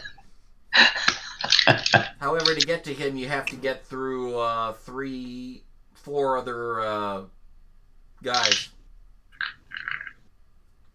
I was looking at the dog that's next to Lorth. Right. He's at the front of the line, and there are a bunch of guys down hogging the stairs. So, let's see. We'll start with Ella Brimborn. I am going to try to strike the wolf again, and then exit the building. Yep. Ah, shit. Eye of Sauron. Eye of Sauron. Okay, magic time. So I miss, and I try to leave. A group of elves break through the front gates into the courtyard. And their steeds suddenly turn into black, leathery, scratchy mounts with bleeding hooves and blood-red eyes. Uh-oh. They throw their riders and start charging at Thror. Of course they do. Horse does taste good.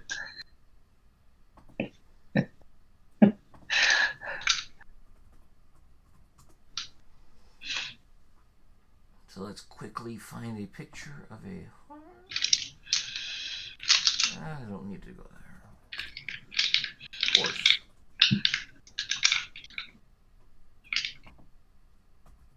Nazgul horse. Images. Works great for me. Download picture.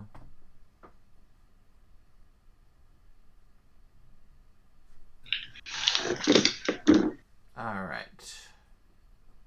Back on the battlefield map.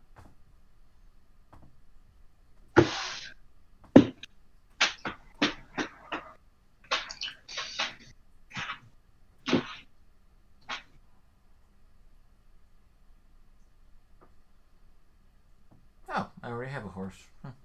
Go. Mm-hmm.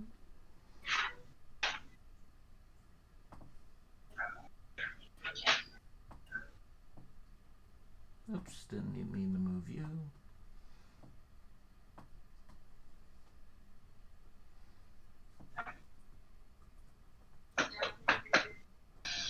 One tries to trample you.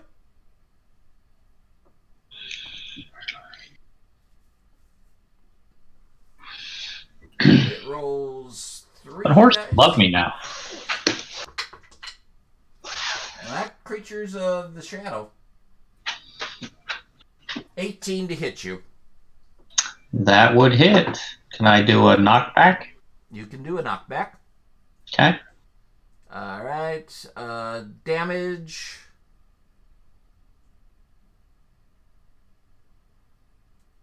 $10. I am down. Unconscious. And the dwarf is run over by the horse and falls into darkness. Thinking of my wife and child Okay. as I back out. Celebrimbor, you hear the sounds of the thundering hooves and hear a choked off scream from Thror. Okay. Well, I did try to run out after missing the wolf. Okay, you're out there. You see Thror right there get run over by the horse. Oh my god. Alright. Not lying next to Laura. Well, Lorith Right. is further away. Oh, okay. I'm just positioning creatures over there because we expanded the map and story. Alright, I try to see if I can help Thror at all. He's unconscious. Yep. Alright, so I'm going to try to grab his body and try to run out of the compound, if possible. Okay. You also look down the stairs and see Lorith being picked up by 4 men of Rudar and being carried back up the stairs. Carried up the stairs? Okay, they're helping me, so. Alright, so. If you're going to spend your turn dragging Thror, you can get him to here, and we'll assume the gates are right here. So you can get him to there on the next turn and still be able to move. Okay. And I'll be watching for Lorith as well. So the movement of Lorith, since I could see that they're bringing her up. So Yep. I was actually going to say something to them in Elvish, but they can't hear me.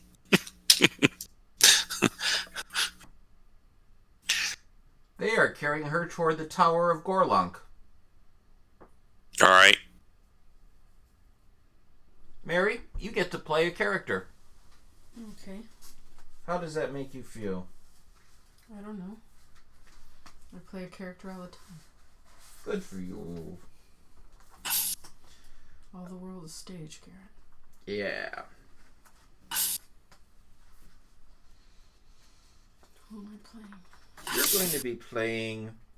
Why was I snoring? No? Good, because I wasn't asleep. Good. I was just resting my eyes. You are going to be playing a Prince of Rivendell. Ooh. Fancy. Using the stats for Glorfindel. Ha! Rivendell, my favorite. Where do you want to be Glorfindel? Huh? Do you want to be Glorfindel instead? I'd let you have a choice. I thought you just said. Alright. That's the stat block you're using no matter what, but you can be Glorfindel if you want to. Well, would he be there? Yeah. Sure. Okay. Yep.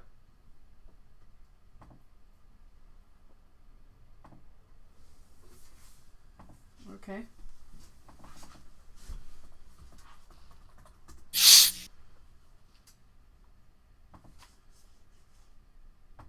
Picture of Glorfindel, download, save it into here.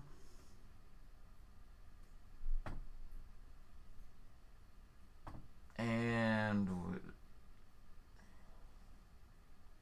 copy a horse. Move the horse around. No, he wouldn't be there. It's not his fate to go out and seek the enemy. Glorfindel is the appointed defender of the Valley of Imladris.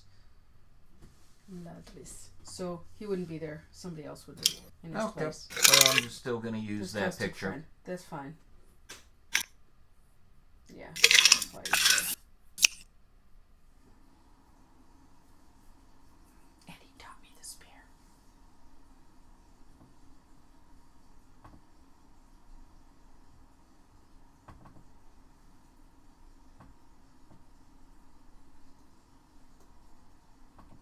Here he is.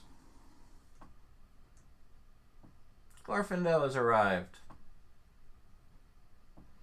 You ride in, and you see Celebrimbor dragging an unconscious Thror toward the gates. Further ahead of you see 3 what look like Nazgul mounts. Where am I? Running through this. You're at the front gates of Gorlanc's temple, of Gorlanc's fortress. And behind them, you see 3 men of Rudar dragging Lorif's unconscious body toward Gorlanc's throne room doors.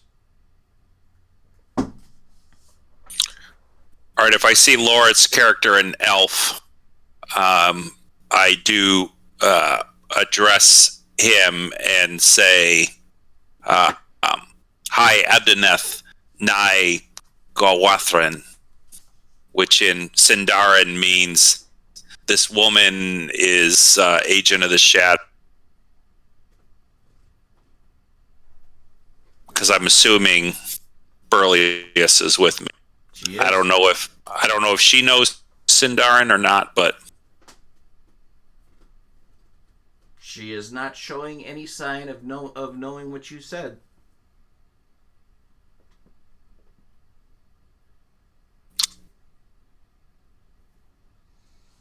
So I'm trying to get Thror to the gateway, and then I'm going to charge at where Lorith is. Okay. In a long about way before they get her in there. Who does the vassal of Glorfindel have with him? Who does the vassal of Glorfindel have with him? Yes. You tell me. Well, I would say to have a posse of like at least four. Okay. I mean, they said they're going to lead, that we're supposed to clear it out and blah blah blah. So he gets one. George, you are now an elf. Okay. You get to be Elro here. Dwarf's nightmare. I brush my hair back. Is that what you think elves do all day? That's just Celebrimbor. Yeah, I mean, you can't if you don't do it, it gets in the way of your ears, and then you can't hear that good. I pull both swords, and I ride towards the three that are holding Lorith. Okay, first let's declare stances. All right, I will go forward. You go forward. Forward. Well, now that I see these two elves are charging in here, I'm going to try to make sure I get Thror safely out, and then I will do what I said, which is charge in there. So I'm going to go... So you spend the rest of your turn getting Thror out to a elf medic group that will take him back to the camp. And then I'll be ready to run back in now that I see that there's at least some cover that's going to get Lorith. But I'm coming back in for that. Okay. So defensive, I guess. Around is all. Defensive. And Berlius goes with you.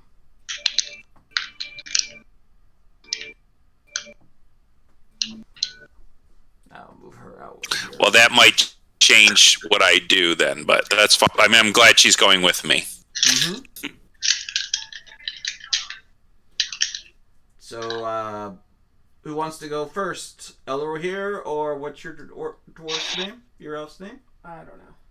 You don't He's a vassal of Glorfindel.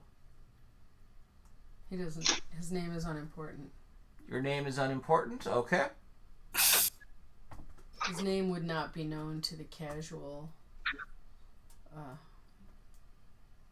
watcher of crappy Tolkien movies. Could only be known by somebody that's read the Silmarillion at least twice. Ha! Your name is Vamerfus. You just had to give him a name. Yep. Characters become real once you have a name. Oh, he's real. Good.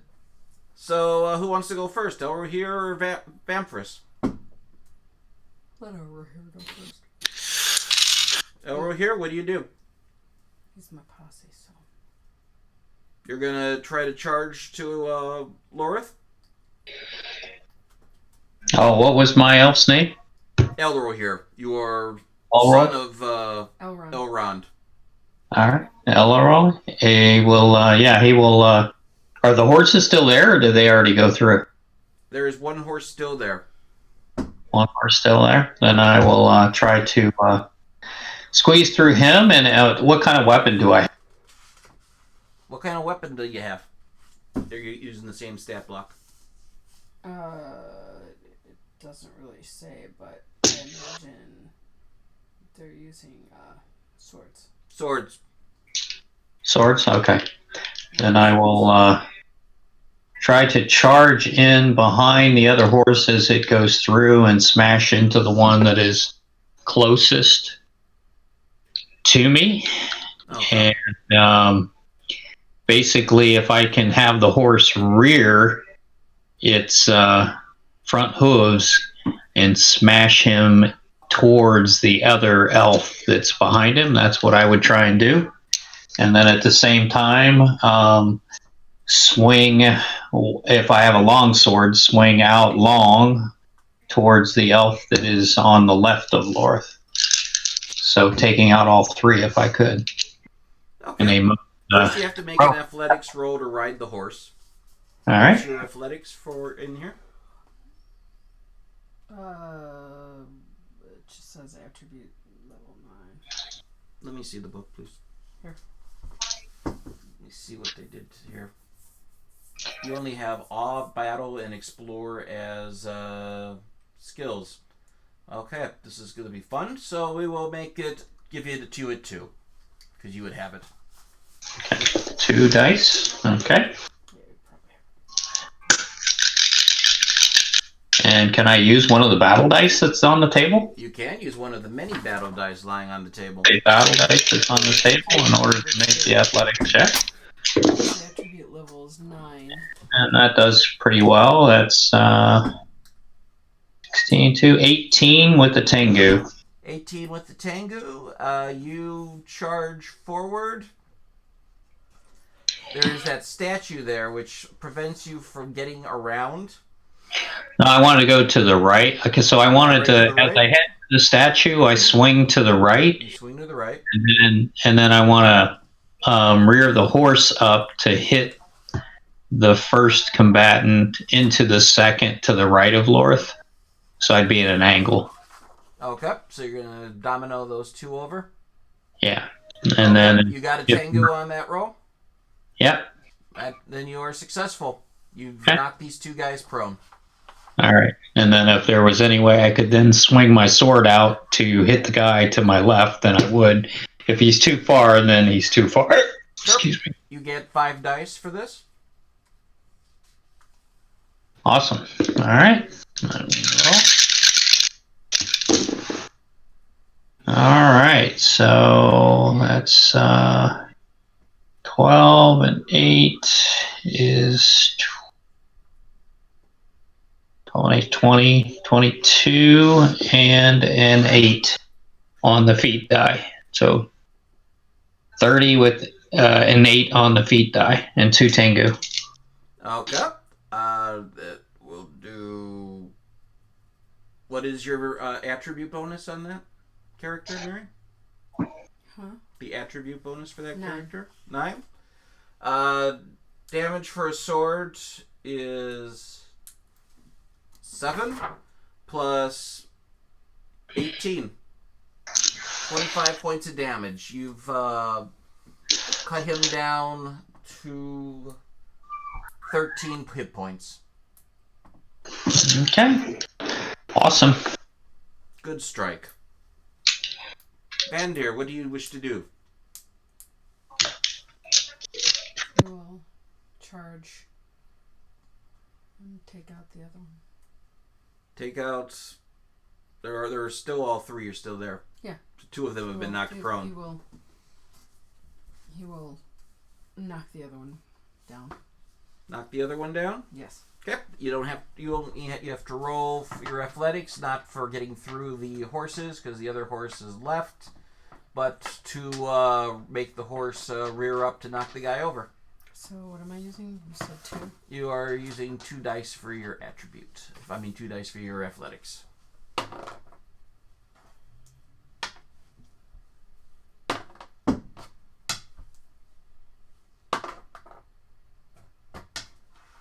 12. 12 is not enough. The guy steps out of the way. You can still take an attack. I'll attack. Go. You have 5 dice for the attack. Nice. You mean 4 6-sided and a 12? Nope. Or 5? 5 6-sided. Can you grab that other 6-sided then? It's right there.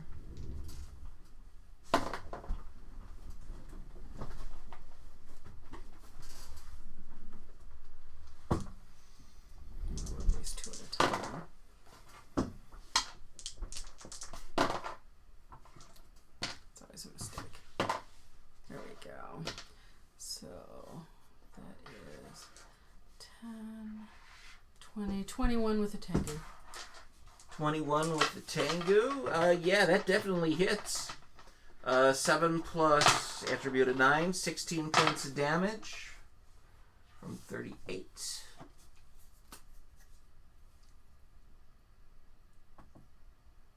He only had 13 hit points left. You killed him. Yeah. Brimborn, it spends the round taking him out. Taking Thrall. Tell me when I'm in the tent with the medics. You get to the tent with the medics. Okay, so I say to the people present there, I'm like, my dwarven friend here was gravely injured by horses. The female companion with me is a long lost friend of mine. I say that in normal, common tongue, and then I translate, like I act like I'm translating into Sindar, and I'm saying this woman is a dangerous agent of the shadow. Get some security to secure her. She's very strong and powerful in magic. And then I kind of smile looking at the fake Berlius. Let's have her roll her awareness. She does not see the nurse slip out a fold in the tent to get aid. And the medics... Yeah, I thought it would be like too suspicious if I started... I mean, the other thing I was going to say is, like, you know, we need this plant to heal him, or, you know, we need more bandages, you know, but anyways, that's fine. So she sneaks in. She sneaks off to get help, and they start working on Thror.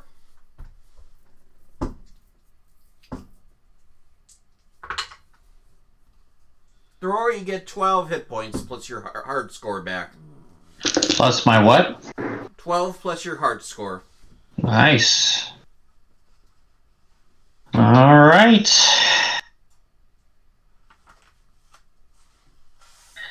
Then I perk up. But this is over the course of like half an hour to get you up to this point. Okay. So you see them working on him. They go to the other guys. These guys are going to have to burn a hate point because of the lights.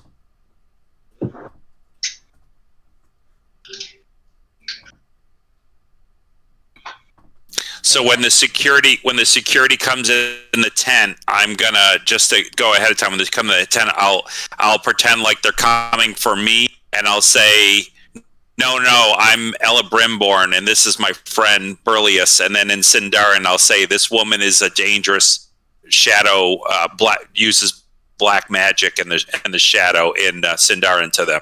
But I'm going to act like I'm surprised that they're coming for me, like they think I'm a traitor, but you know what I mean? And like try to buddy up with the fake Berlius when they show up. But sorry to go out of turn, but no problem. We'll get to that in a bit. Meanwhile, I'm acting buddy with her. Mm-hmm. Let's see. This guy's dead. This wolf comes up.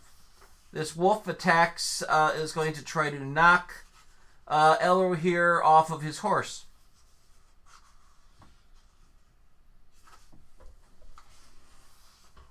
supposed to do in Rivendell before you're dead? 14 is not going to do it. Wolf charges and misses. For Vanyan, the flying orc is going to come to try to knock you off of the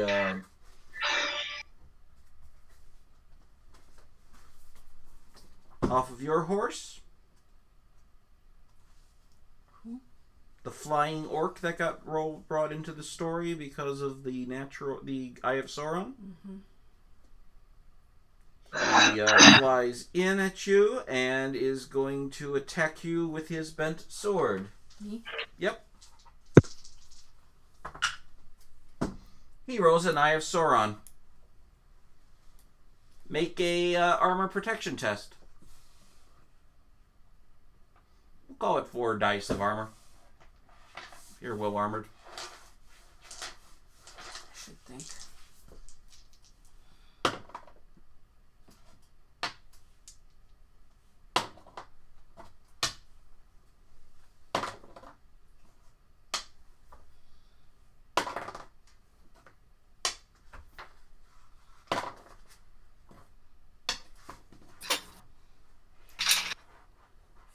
$19. 19. That easily defeats that. You stay on your horse. However, you will take 7 points of damage. What? You take 7 points of damage.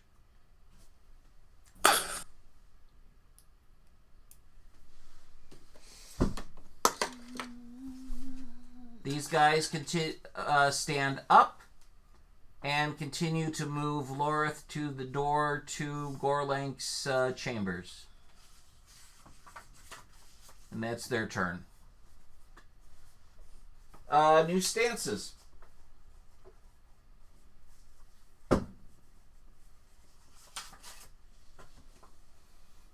Van here, what stance do you want?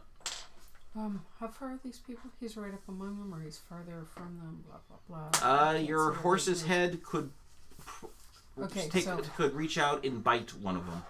Ooh. Well, my horse will do that. Forward then. Forward stance? Yeah. Elro here, what is your stance? I will continue forward. Okay. And Elebrimborn? Defensive. Yep. So we'll go with Elro here. What do you wish to do first? Okay, I will.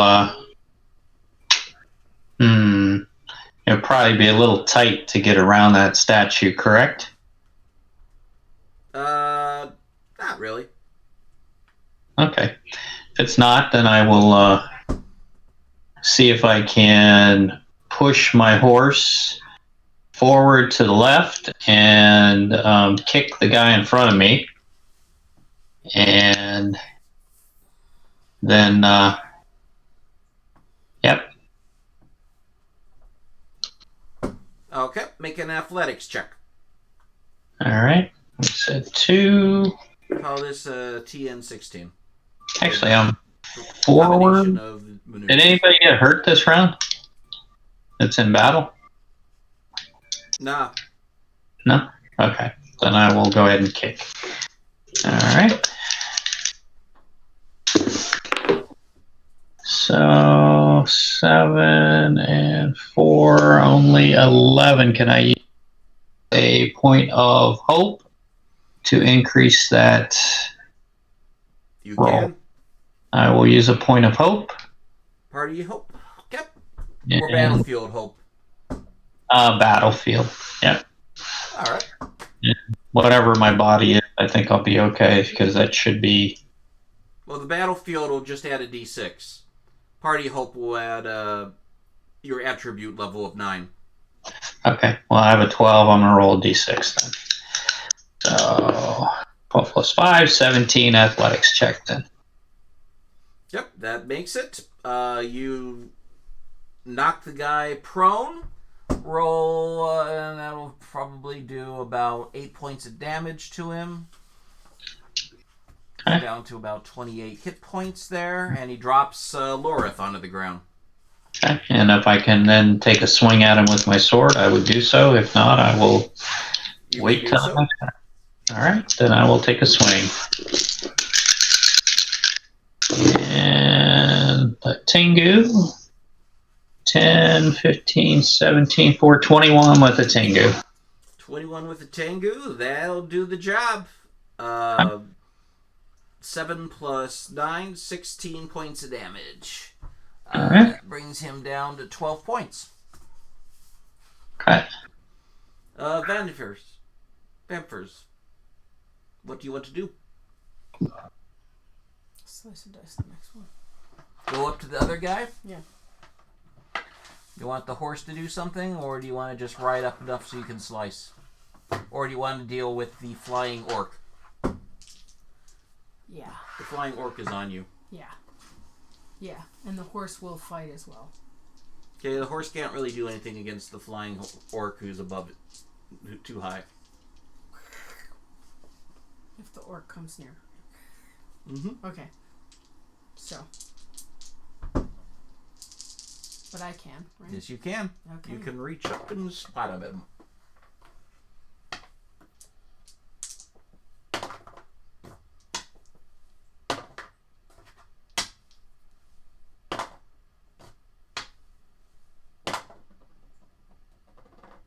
That was fun.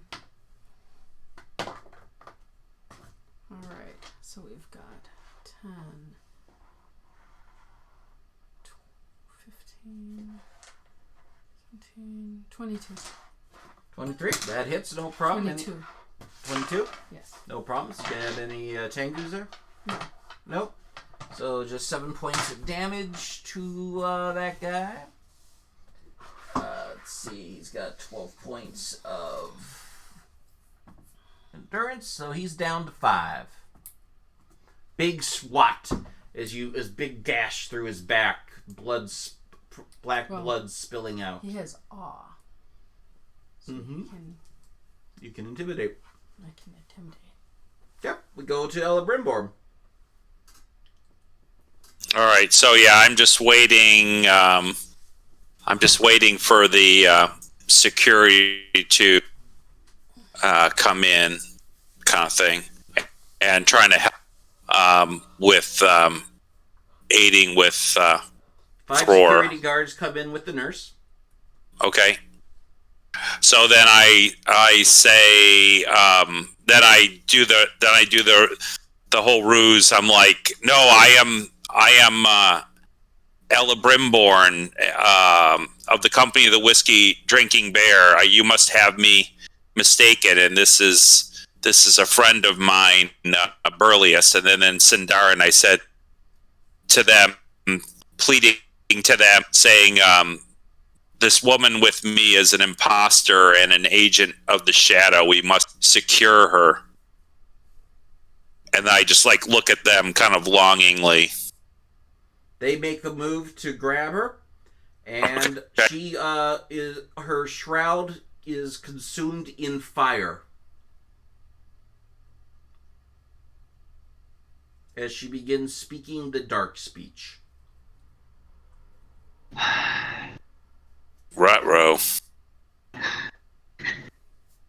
right. Well, I'm kind of aware that this might happen, so I am gonna pull my sword and shield and get to work when I can in a defensive manner.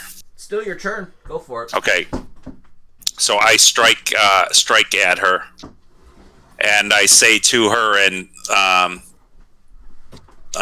black speech, Ukarasam Burak La Macava that un safegarden at provocatlat, which means, sorry, Burlius, you must be safeguarded for your own protection. And then I strike her. Yeah. Uh, What do you think go with the... Anyway. 24 with the Tengu. 24 with the Tengu hits. Okay, so that would be. I said I was going to use my shield, so that'll be 10 damage. 10 damage. It's full of her stats. Brilliant. Here she is. Ow, that hurt her. I'm using this black speech translator. She is down to 8 hit points. Whether it's accurate or not, I don't know, but Nah, but I appreciate it. trying to put in some flavor. The guards try to fight her through the flames.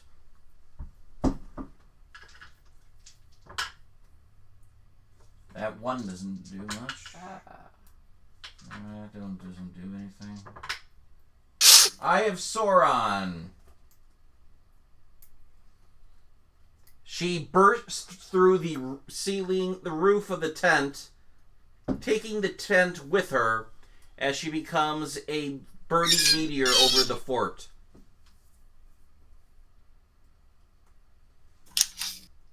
All right, You always get the hot one, Ella Brimwell. I know, that's kind of scary.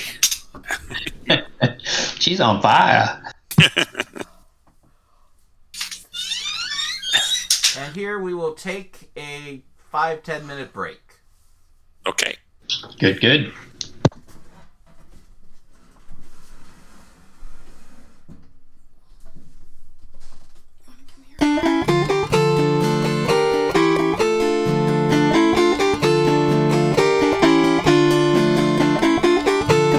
So reconvene around 8:33 then? Yeah. Okay.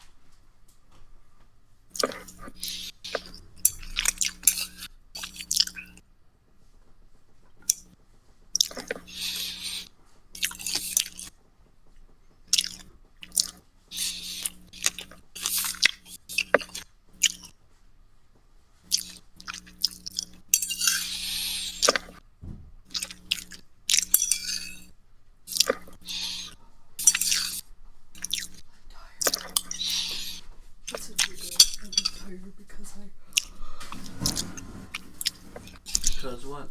Because I woke up at like 5:20. Or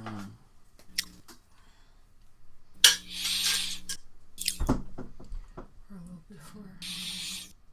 I laid, actually, it was probably earlier. It was probably like 4:45. Because I laid there for a while. Trying to fake Mickey out that I was still asleep. Because he heard me like the second I woke up.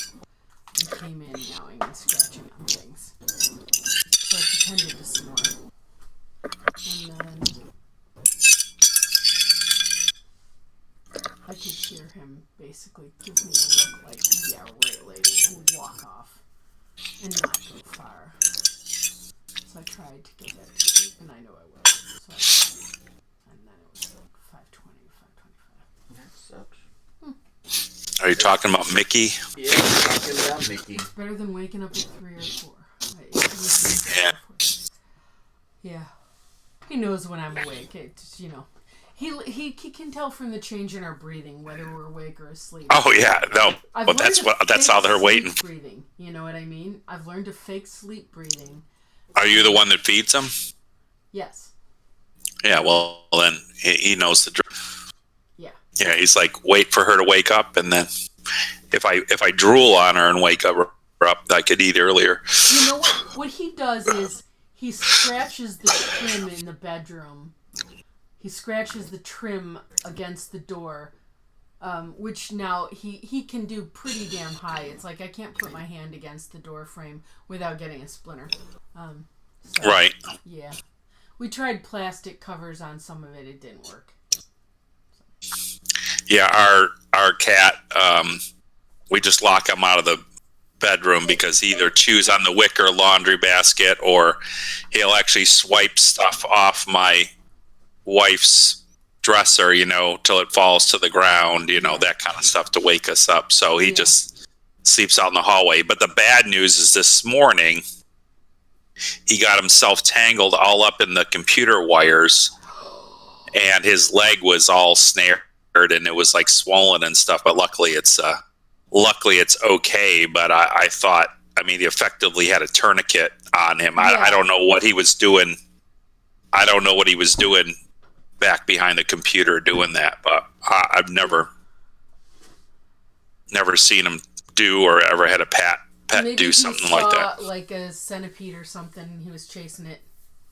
Yeah, that or there was food or something. Yeah. But centipedes love that area behind cords that tends to get, just enough dust so they can hide and stuff like that. Right. Is George back? Yep. No. Okay. Oh yeah. All right. Okay. So let's go back into the scene.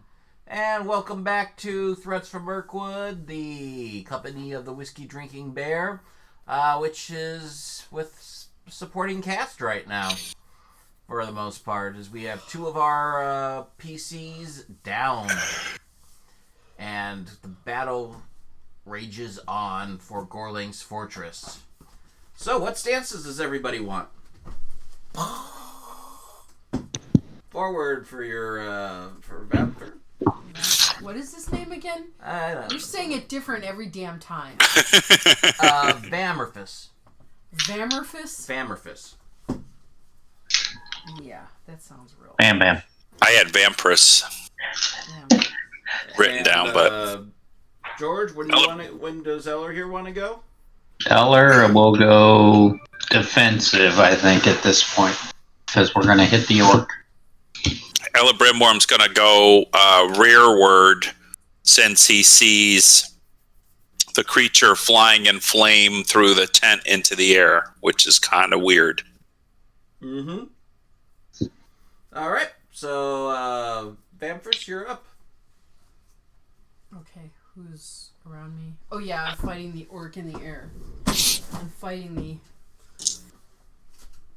Pegasoid orc or whatever. So another bit of sword play on him. Okay. Come on. Oh, 7's better than nothing.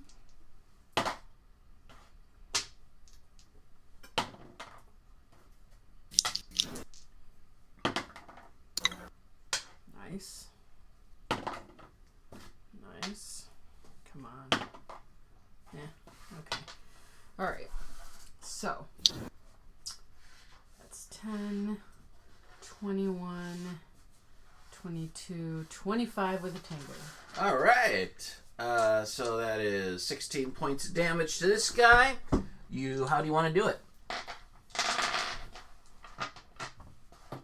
I slice off, with one hit, I slice off one of his wings, and as he falls, I shear his heart out. Excellent. Good turn. Eller here, what do you do? Oh, he will rear his horse one more time at the. What kind of enemy are they? Men of Rudar. Men of Rudar. I will rear the horse at the Men of Rudar one more, and then swing with my sword. Okay, make an athletics check. Okay. So 9 and 6 is 15. No Tengus. 15, and we'll do 6 points of damage to him. He's down to 6 hit points. You may make an attack on him. Now I will make my attack. 9, 6, 15, and 5, 20 with no Tengu. 20 with no Tengu. Okay, that will hit. What's the damage?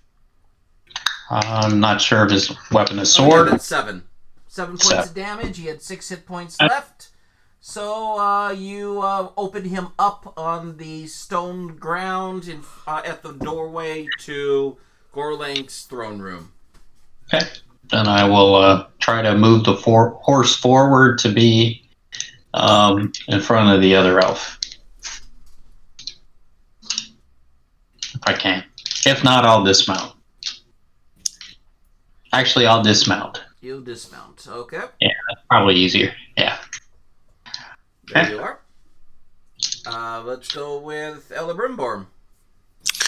Elebrimborn knocks an arrow and enchants the arrow with the lights of the Cimmeril around their elven magic around his arrow, and he basically goes to shoot the creature flying into the sky. So let's see what he does. He got a 22 with edge, and Edge. yeah, he got a 10 on his dice, so he got edge, and also the stinging arrow would also count as a automatic piercing blow. She has no armor, so we roll a d12. She gets a 3. That's a wound for her. And what else happens? So yeah, he made edge, and then it's so he would get we get the wound on her anyways, and then she gets 5 damage. 5 damage. Down to 3.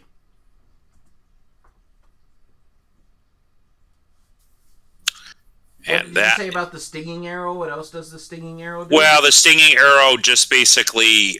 I mean, he succeeded twice because he rolled on his feet die. He got a 10, and then the stinging arrow would also cause a piercing blow if I hit her. So I don't think there's not like double jeopardy there. There's not. I would assume it was a backup plan. I never thought I'd roll a 10 and succeed. So that's what I was just trying to use the magic to take her down. It actually lets me shoot an arrow at twice normal range as well, but that's not really into play, but just in case that was. Yeah, that's in the play. She's going at full speed. But we're talking it looks Superman cool because it's the arrow's bathed in white light, and when it drives into her, there's kind of like this cushion of white blue sound waves or whatever that encompass her whole body there, kind of temporarily, and have her like kind of flicker so you can see her true form just flashing in and out, and then have her go back into whatever she's choosing to look like. True form of what she looks like. Okay, if you really want to know. Well, you don't have to. You don't have to do that, but no, I don't care. I mean, I don't want to put words into your mouth or force you to do something, but just my descriptive thing. I had decided that she was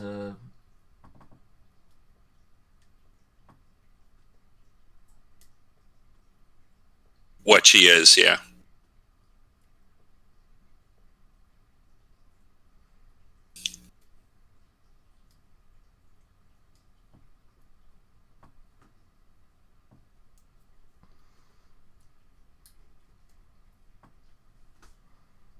Okay, she looks like this.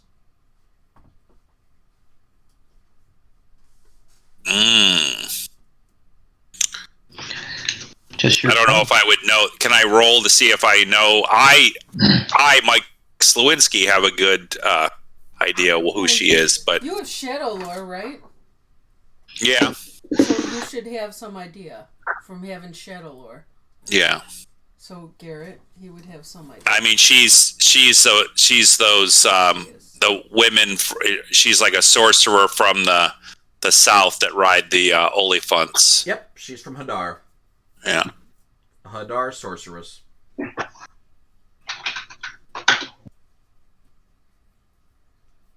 And she goes flying and disappears where you can't get her into one of the buildings of the fortress. You will have to hunt her down. Well, you won't have to. That's not your job. It's not your job. So we go to the bad guys, and lo and behold, there are several guys that were hiding, waiting for Celebrimbor to show back up, thinking he was just going to hand off Thror, but he hasn't come back, so they're bored standing around watching their buddies get killed. So they are going to rejoin the attack.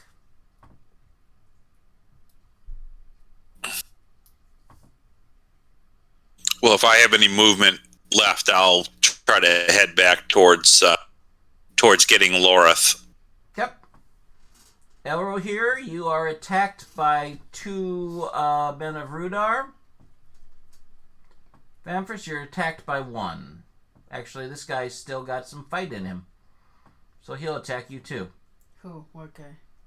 There was a guy that hadn't been hit yet. So 2 attacks on each. And they're getting very desperate. So when we get desperate, what do? We break out the battle axes.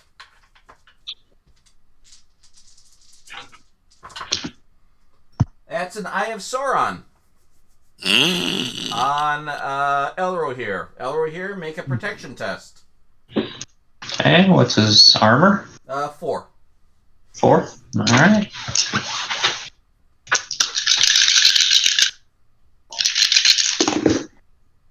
Alright.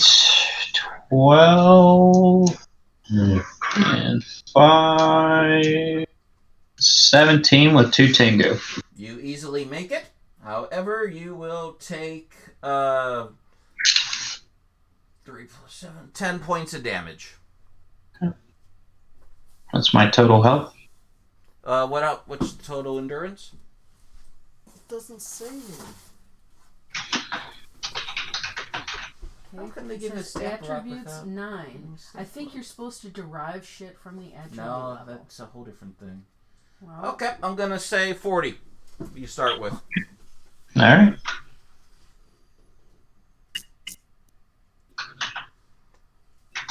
So that's from there. You are attacked by 2 other guys. By 1 other guy.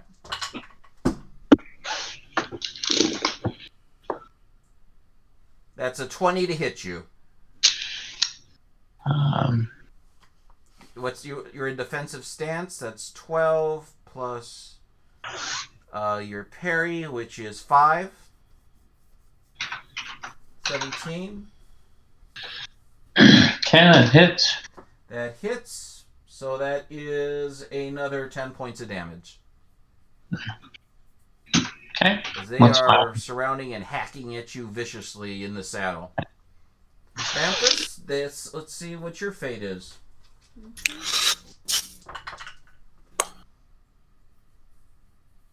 21 definitely hits you.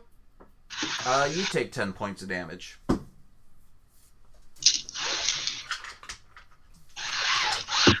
Second guy attacks you. 23 to hit. You take 10 more points of damage.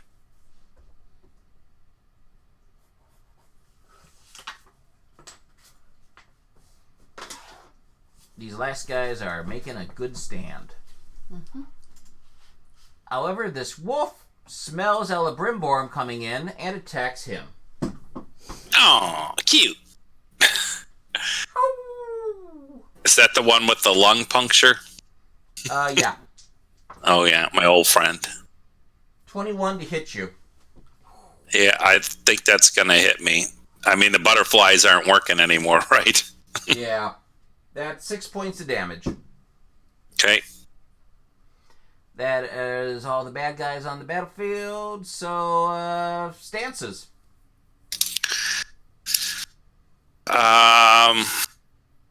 Defensive for Celebrimbor. Same for LR. Bamfors? Forward?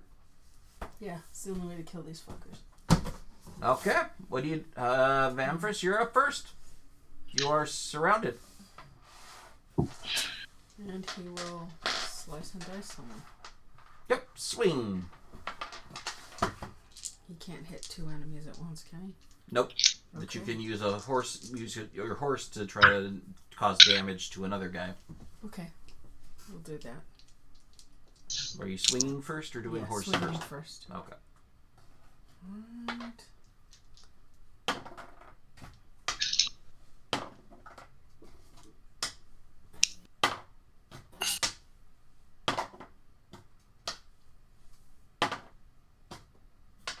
Okay.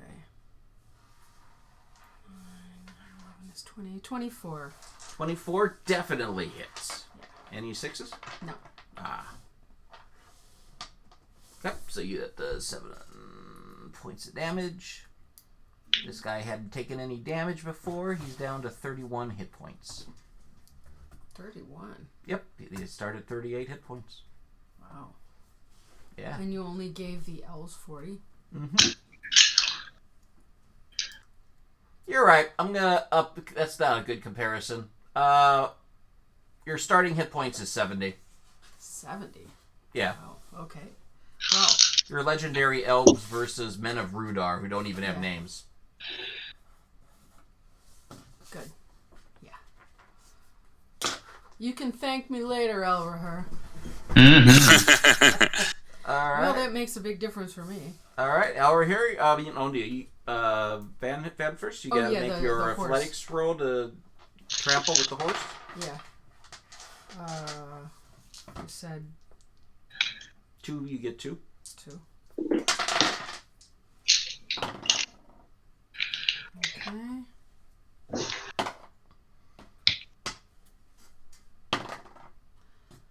That's a big old 9. 9. You don't get it. The horse you aren't able to control the horse enough to make him rear up and go splatty splat on the guy. Yeah. Eldrin. I will attack the one that's next to Lorith so that he does not have a chance to kill her. There is nobody alive next to Lorith, except for the one that is in front of you. Yeah, the one that's in front of me. Yep. Yep. Alright, I will attack him. Swinging or horsing first? I had already dismounted, so I'm going to swing it. Okay. So I have a 10. Is 10 edge? 10 is edge, yes. 23, 25 with edge. No 25 take. edge. Let's see if these guys can do all right. Okay. That's a 12 for their armor protection test. Yeah. I don't know is the edge of the sword. It would be a 16 or an 18 if you're using it two-handed. Yeah, a longsword is 16. edge is 10, injury is 18. So, Yeah. look. Mm-hmm. So it just depends if it's a longsword. So that kills the guy. Okay. And then as my action, I would like to, or my move, can I pick up Lorith and throw her on the horse? Yes. Okay. You are an elf prince. You can do a lot. Mm-hmm. And that brings us to Elebrimborn. All right. Well, can he see Lorith being put up on the horse? Oh, yeah. Okay. Then he's going to try to... He is extremely weary, and he looks just awful. Like, his hair's out of place, and there's probably, like, one bead of sweat on his forehead, and his clothes are disheveled, and, I mean, he just looks awful. But he's still going to try to strike the wolf, and a sigh of relief comes over when he sees Lorith's body being pulled up from the field, but he doesn't know if she's slain or not, and he is still concerned, and he needs to make his way towards her, and the wolf is in his way. But unfortunately, since he's weary, he loses a couple dice, and he also rolls a high as Sauron. Huh. Mostly Oh, then. you miss automatically, and what happens here? Maybe he shouldn't be He fighting. accidentally trips and kisses the wolf on the nose. Oh, And he cute. doesn't dislike it. Right. Gorlanc calls down lightning that strikes that break the ramparts, or creates a chasm that separates the companions from one another. Falling into the gap causes 20 points of endurance loss. So I will draw on the map that in between the gates where Elebrimborn is and where the elves are, there is a gap right here. Okay. So that's what happens with Elebrimborn's turn. Let's see. Are you alive? Yes. Are you alive? Yes. Yeah, I think this is really supposed to function as a full stat block. It's just a suggestion of their, toughness. The elves. That's what it is. Two guys go on Eldred with their axe. And don't forget, guys, you have battlefield dice still. Yeah. 15 to hit For the you. ones that have been used. That should be a miss. That is a miss. Let's go again with the other guy. So he comes swinging at you, going, die, elf. The 16, that misses. Not today. One last guy is up and attacks Vamphers.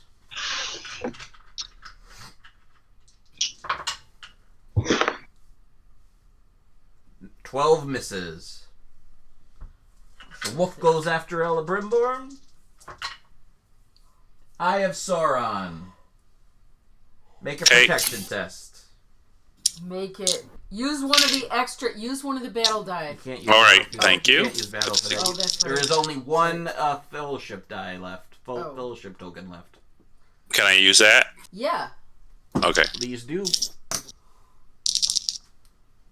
And if I'm weary, even these don't work, right? If they're Correct. 1s, 2s, or 3s. Oh, Yes. shit. Yeah, I get an 8. All right, you take a wound. All right. How much damage? You take 3 points of damage. All right, he's still alive.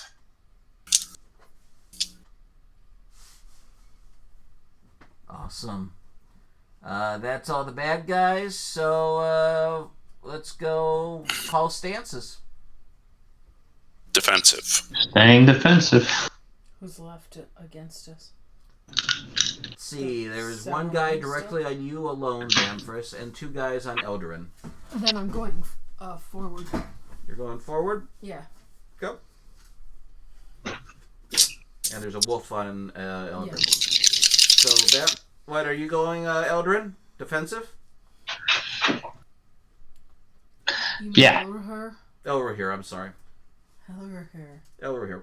Yeah. And Elebrimborn, you're going... Defensive. Defensive? Okay. Vantis, you're up. Slice of dice, throw it 20. Taking some damage, right? 7.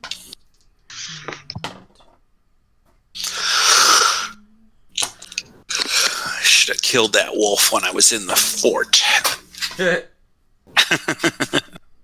Is what he's thinking to himself. Use your lights over the pit. There's 24 with the Tengu. Busy! Tengu definitely hits. Busy dying. 7 plus your attribute There's 9. is 9. 16. The lights would work on you guys too. That brings him down to 17 hit points. Good job. Eldrin. I'm sorry, Elrohir. I don't know why I want to say Eldrin. Eller will attack one to his left or beneath him. Okay.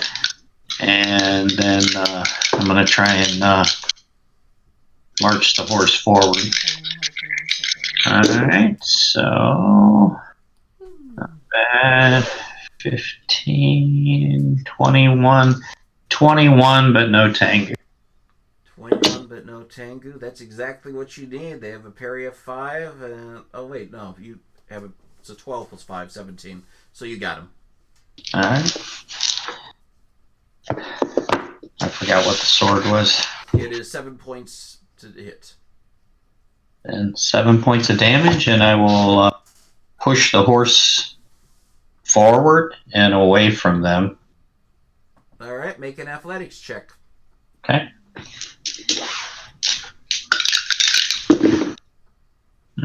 Yeah, pretty good. 19 with the Tengu. Nice. You get yourself out around to over here.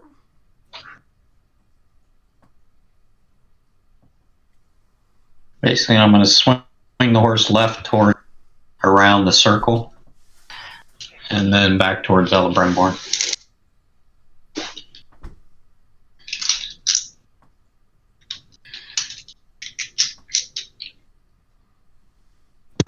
Yep, this is about where you get. Good. All right. Elebrimborn. All right, I'm going to try to hit the wolf again.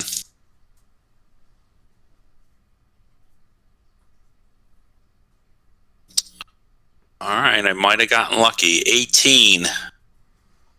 18, you're in defensive. 12 plus parry of 5, 17. Yes, you just barely get him. Okay, so that is 5 damage. 5 damage. He has 4 hit points left. You have killed the wolf. Yes. Aw. What else do you do?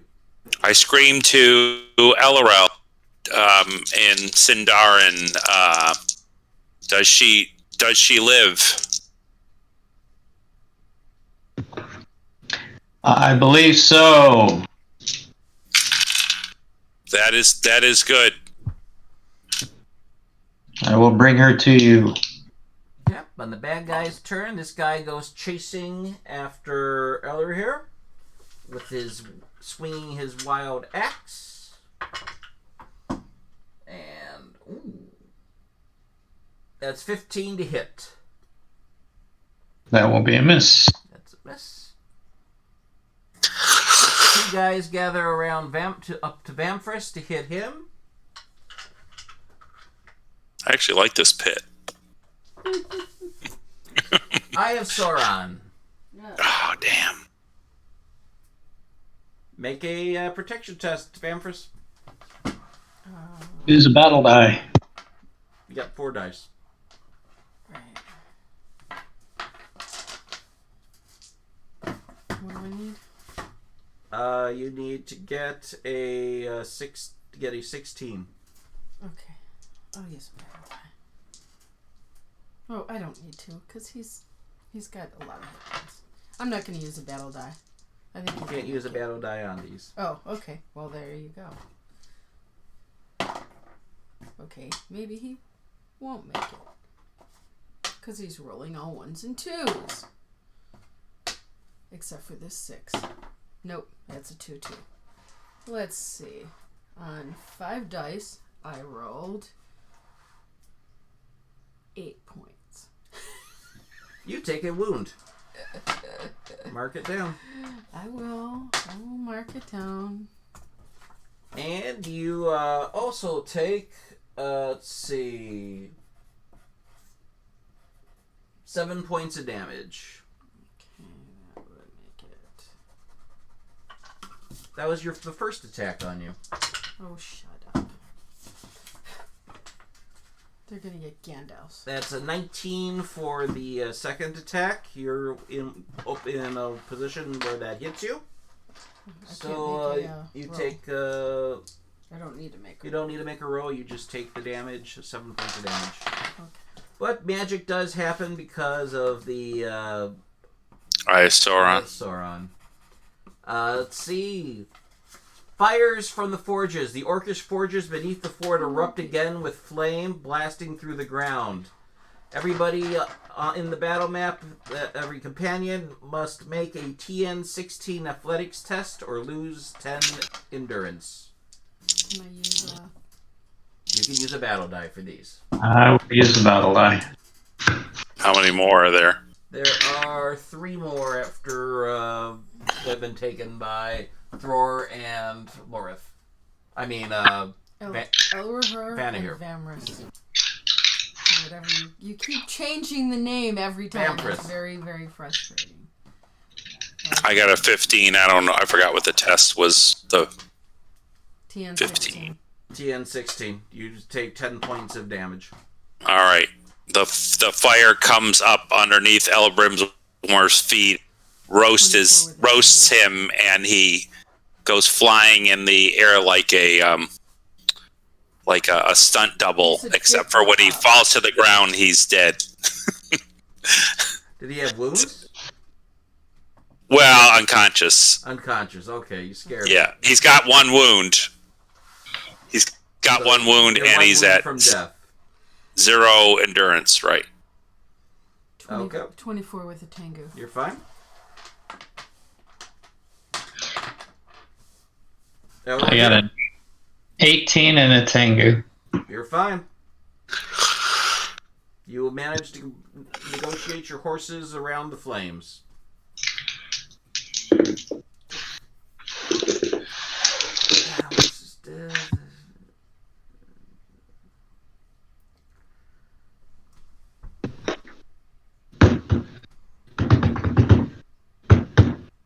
So that brings us to the top of the round for new stances. Open stance. Open stance. Open stance. Vamphris. Elra here. Still defensive with Loris. Defensive. Okay. Prone. Prone. All right, Vamphris, you're up. You've got 2 guys causing you problems, and you have a pit behind you. Well, I will. Can I ride one of them down? You can turn the horse around and do that, sure. Yeah, do like crowd control and drive him into the pit like a police horse. Me. Yeah. Behind you. The guys are to your right, and the pit is behind you. All right. If the pit is behind me, I wouldn't be turning my horse around. You could swing the horse around like a wall and. I just want to push them forward. You can scoop them in, yes. Yes. I'm not saying scoop them in. I'm saying nothing about the pit. Oh, okay. I'm What are just you saying ride ride one down. Oh, just write them down. Okay. Yeah. Sure. Make a athletics check. 14.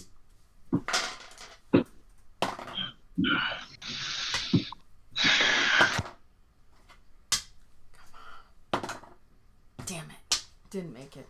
Didn't make it? Nope. Yep. You just couldn't get the horse to rear at the time, but you can still make your melee attack. Yes, which I shall do.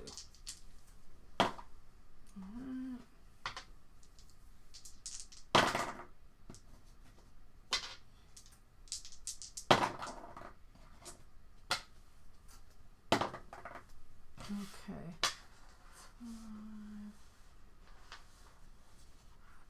11. 16. 16 points of damage. That's my attack. Oh, to attack. I'm sorry. Yeah. Let's see. You are going there. So that's 9 plus 5 is 14. 16 hits. Did you get any 6s? No. Okay. So that 7 comes down to 24 hit points. These guys are tough. All right. We go to Elra here. All right. He will swing away at the enemy on his left. And 12, 7,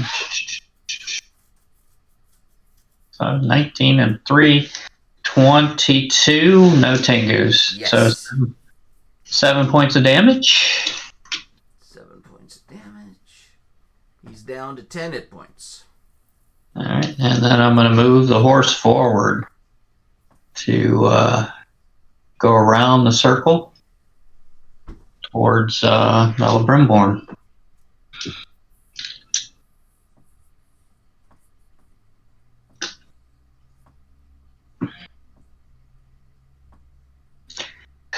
Yep. You get up to here. Okay. Ella Brimborn is prone and out. Let's see. This guy will chase around. That makes all 3 of our party members are out. Yeah.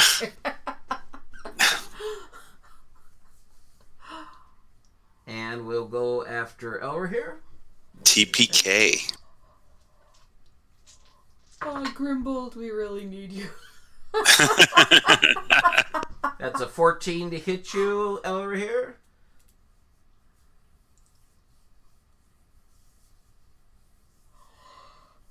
That's 9 plus 5 is 14. That's going to hit you. That deals 7. That does 10 points of damage to you.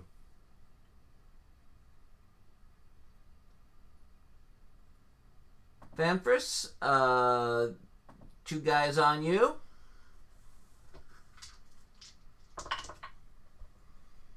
Gandalf. Okay, that doesn't work.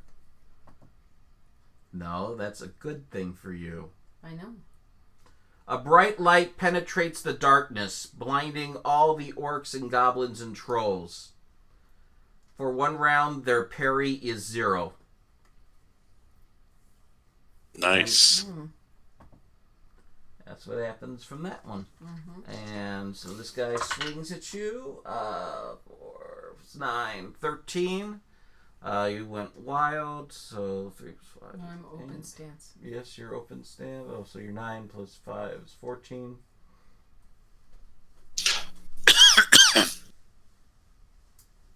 $15. That hits you. You take 7 points of damage. 7? Mm-hmm. Okay. And that is all of the enemies. Stances. That's all of it. Staying defensive. I think he's going to make a last. Well, he's going to push through on forward. Push through and forward. Yeah. Okay. Go for it. Tell me what you're doing. They're still saying in there. I've got 2 on me, right? Mm-hmm. Yeah, I'm gonna gonna slice one and hope the horse, Rear up. crashes down on the other. Yeah. Okay. So I'm gonna do this slice and dice first, though. Okay. Slice and dice first. One on the left.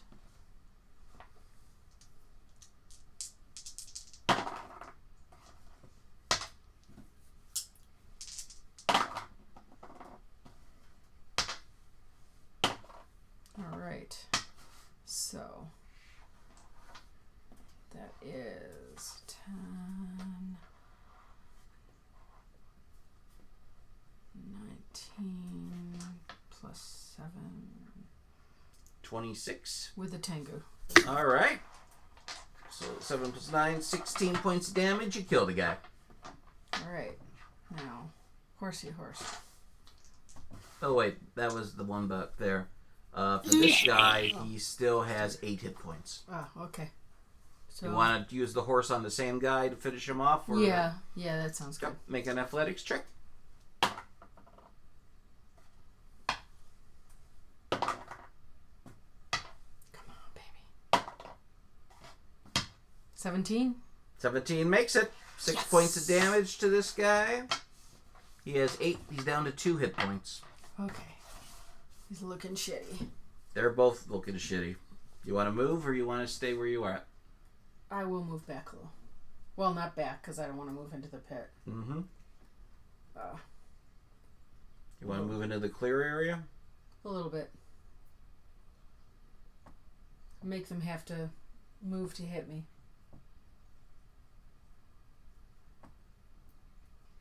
Yep. You start riding off that way. Elder here. Okay. There's a elf lying in your way. So I'm going to turn the horse and dismount. An elf who is strangely prone without a rope around him. Yeah. No bondage. It's unfamiliar territory for him. And then I will charge back to the enemy and take a swing. Basically putting the horse between the horse and the enemy. Yep. Oh, that's Yeah. Alright. I'll swing away. Yeah, that's good. That should be edge with 26 and a Tengu. 26 and a Tengu, yeah. He got a 19 for his protection test. I think that is enough. Okay, so let's see, that's 7 plus 9, 16 points of damage to this guy. He has 10 hit points left. How do you want to do this? I would say the sword just as he slides off the horse and he comes charging back, he slides on his knees and cuts him through his midsection in Nice. two. Never saw it coming. Little gladiator. Yeah, he's been attacked from higher ground, so he's. These two guys go chasing after Vamphris.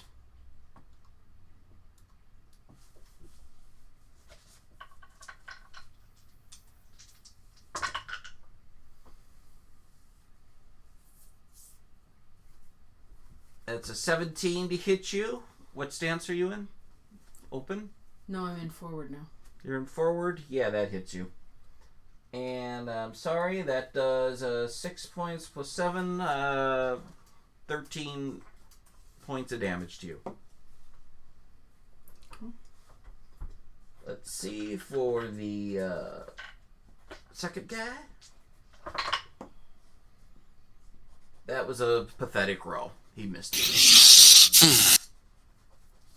That ends this round. Stances. Hang defensive. Vamphris? Defensive. Defensive? Yep. So Move them off to me. Vamphris, go for it. What do you want to do? They're Are they close to me? Are they close enough to hit so I can hit them, obviously? They're right? close to you. Okay. I'm going to take out the one that I've hit and hit and hit and hit. All right. And I've got edge. Edge. Which is kind of a waste on him. This is going to be like the most overkill hit. Well, not the most overkill hit. I don't have tango. But, so, that's 26 to hit with edge. That was 14 beat your protection test. You got a 14 on his protection test. Are you doing this two-handed or one-handed? Two-handed, so that would require an 18, which means you ran the sword through him and killed him. Can I sip a quick sip of Mirkwood? Sure. How much does it give me? 1d6 plus your favorite heart skill. Favorite heart attribute. Sorry. Well, I have no idea what that is. His 9. attribute is 9. Okay. So, 13 points back. That's good.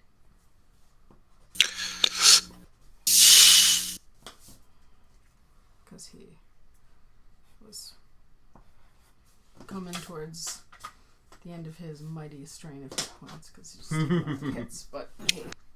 Mm-hmm. And Elver here.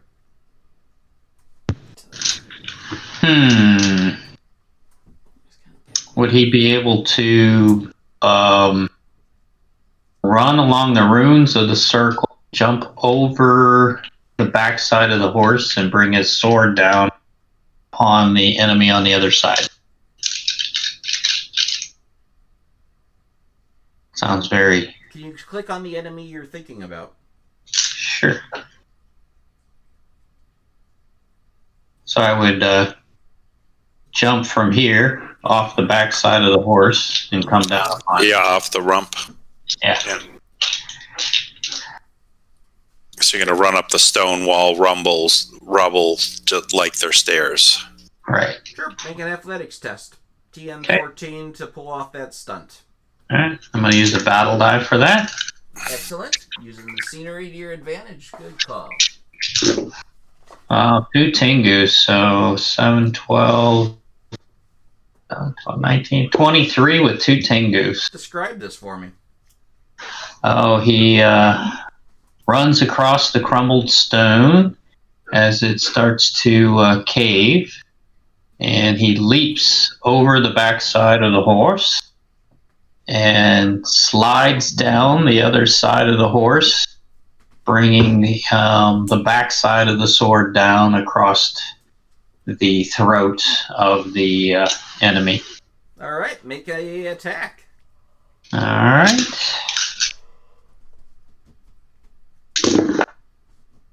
Good deal. At least 1 Tengu, so 2 Tengu. 18, 22, 24 with 2 Tengu. No edge. That hits. That is 18 plus 7, 25 points of damage to a guy with 2 hit points left. How do you want to do this? Oh, and he slid right off the horse, and the long sword just slit right through his throat, and he crumples to the ground. Well, he was a mighty foe. He did a lot. You have cleared the battlefield. What immediate things do you want to take care of? Quickly, if I have healing powers, I would try to heal one of the fallen and then get them both up on the horse. Prince of Rivendell. Sure, you have some healing. Very well, then I will try healing. I'll give it to you at two 6-siders. 2 6-siders? Okay. Your sister taught you a trick or two. Yeah, he knows how to rub. So he'll rub Laura first. And 13 and 3, 16, no Tengus. 16, okay. You have a wound? Who? Laura? Lorith? No. She's got 29 points of damage, though. 29 points of damage. Oh, I Okay. thought she was wounded. Is You, Ella wake up Brimborn with- wounded? If Ella Brimborn was wounded, I would heal whoever's wounded. I thought they both were. She's at least on her feet. She's walking wounded. Okay.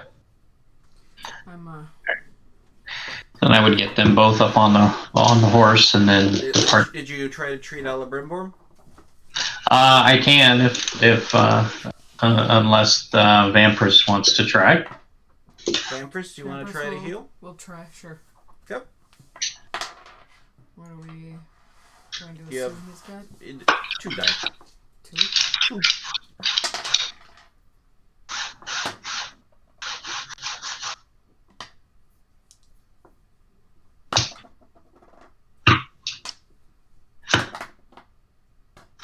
$11. 11. Not able to revive him. Treat his wound. Can I try as well? Sure. Okay. Tried. Wound? Nope, no go. Sorry. 8 You for can me. try to treat your wound. No success. TN 16 because it's your own wound. Oh, that's not gonna work. Yeah, that's not happening. I rolled 5. Nope, you weren't able to. The pain is too intense. Okay. Is somebody gonna treat Thor? Anyone gonna treat Thor? Oh, Thor's being treated for half an hour in the hospital. That's right. Yeah. He's not on the map. So we don't have to worry about him. Now we go back to the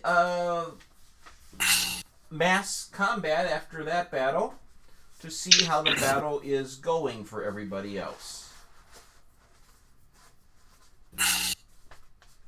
Who wants to, Mike, you get to be, the other prince of Rivendell. Okay. So you're gonna roll your feat die plus your army combat die, which is 4 4. plus 7, the same thing. Yep. Okay. Oh wait, hang on before you roll. There might be a special bonus from the battle.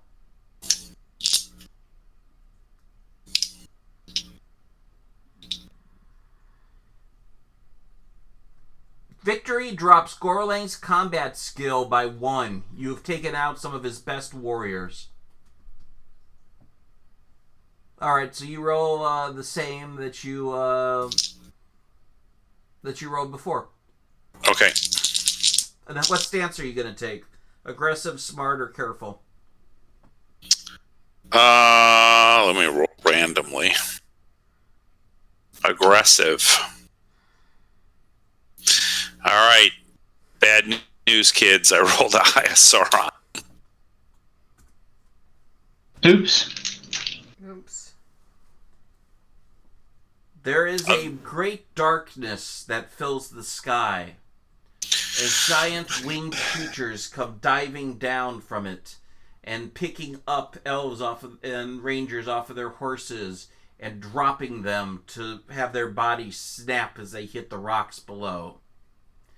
Your army is routed and not able to make any advancement. Darn it. I thought he was just rolling for the elves. For the complete alliance, Yeah. Okay. for the whole army. I thought he was rolling for the elves, and you'd have me roll for the Dunedain and through a roll No. for It's all combined. the... Okay. And I will Okay. roll for for Gorlanc. That is feat die. We're down to 2 dice for our combat. Gandalf. Gandalf. And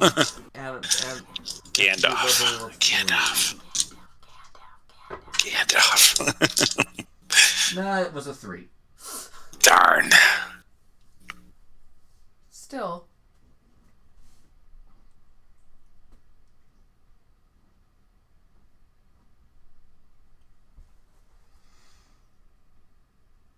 It's a 10 versus 6 plus 4 10 plus... Nope. They were not able to make a dent either, and this is the deciding bloody battle in the courtyard took away their efforts, and the horrible sorcery prevented the Well, there's a big pit, so... There is a big pit. Sons of Erlahar, Mike and sons of Elrond, Mike and George. You meet after this battle in the tent as you're addressing wounds and seeing the company of the whiskey drinking bear being taken into the infirmary tent. What is your plan? Do you continue to press on tonight, or do you back off for the evening? What is your battle plan?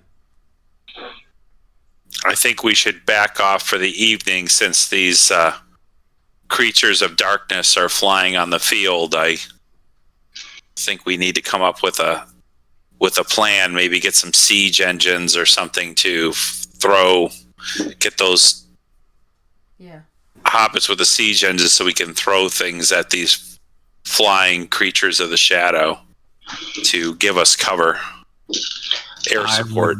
I would immediately start using my fire making skills to create flaming catapult. You're speaking as one of Elrond's sons, not as Thror here. Oh, okay. Sorry. Ah, yes. The flying creatures may have advantage at night. I'm assuming it's dark. You're not sure if it's night or day. The clouds have completely covered the sun, so that there are no stars visible. And our battlefield comrades have been routed backwards, so I would say we should retreat back and regroup and reinforce our siege weapons. Try to rally the dwarves to help find some ballista to bring down these hideous beasts.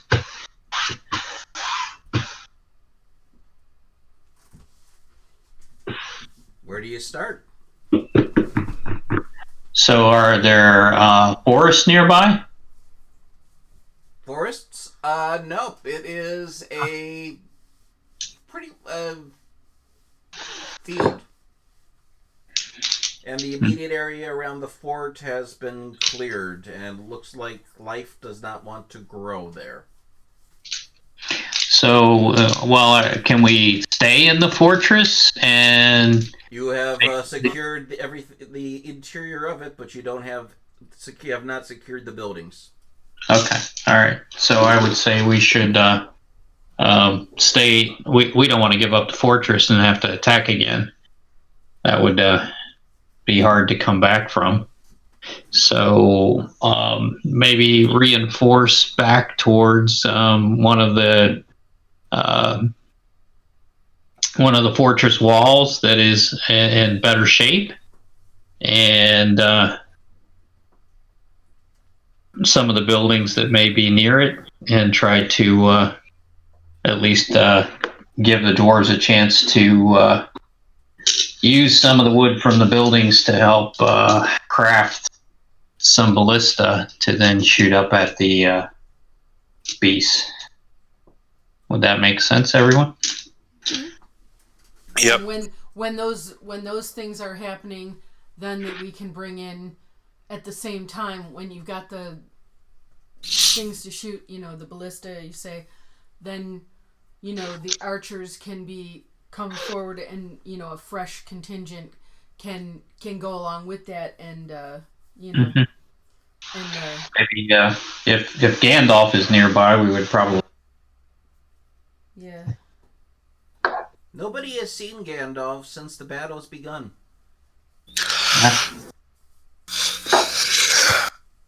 Just when a wizard would be useful.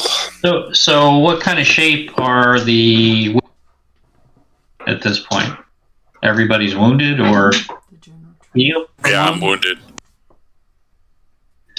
The general troops are in fairly decent shape. You guys were the shock troops that were taking down the most heavily defended areas, so you suffered the worst of the battle. So maybe if Thror can try to heal Celebrimbor, maybe we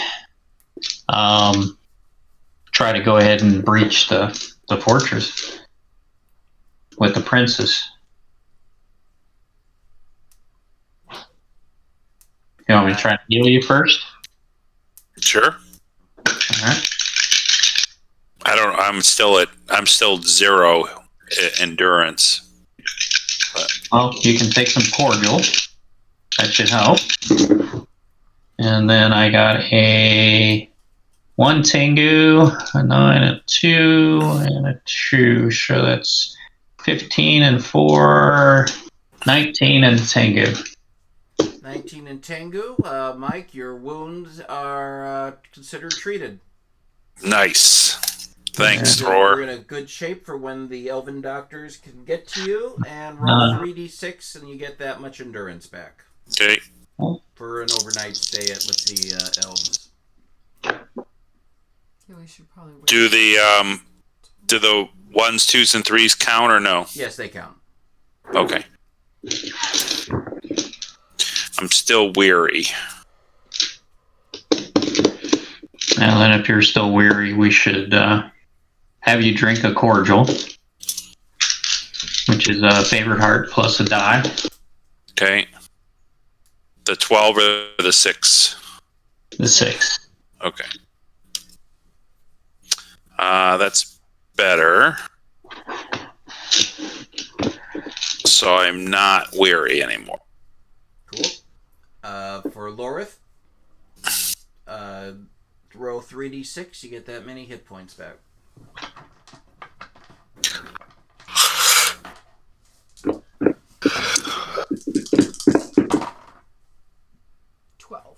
You get 12 hit points back. Okay. And then, do we get a short rest from the battle?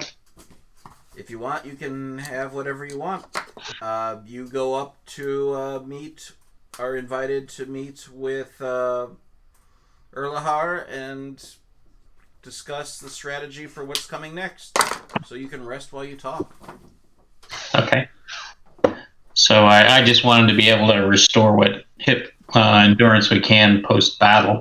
Right. There's no such thing really as a short rest in this game. It's by the day you get points back. Gotcha. Well, I thought after a battle you got a... Oh yeah, you're right. After a half an hour you get your favorite heart score back. Yeah, that's what I was calling up. So you get your favorite heart score back in hit points. Okay. Which helps me dramatically. So I feel good enough to go back into battle if you want. Me too. Celebrimbor as well. Points. That's good. There won't be any cordial, but if the elves are with us, I would say we should try. Or do the elves need treated, or do they get a bit of rest as well? Yeah. He didn't get his wound treated either. I'll treat his wound, Yeah. unless one of the other elves. 48 points of damage as well. It's just, Yep. The doctors treat his injury and roll 3d6 for him. So a 21 and 1 Tengu. So he didn't know. He's castrated.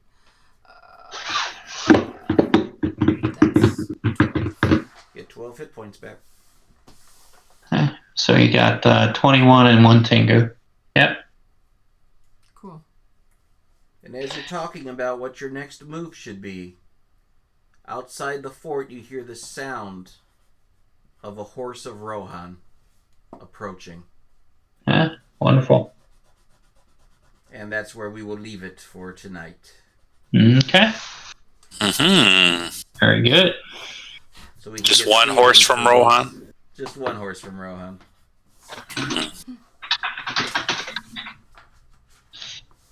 So you're thinking of going in with the princes? That's what I was thinking. Well, we're heroes. Alright. Yeah, we can go without them. I'm sure they have better things to do. They might have to take care of the dark winged forces out in the field, and we'll have to raid the fortress. That's kind of what I was hoping, is they draw off the winged creatures while we try to make our way into the fortress. Okay. So we'll pull that off, and hopefully Steve will be with us next time, and we will have the full company to confront Gorlanc. Hey. Nice. Thank you, everybody, for playing. Thank you for listening to a very stressful edition of Company of the Whiskey Drinking Bear. It is war. So, thank you, and have a wonderful holidays.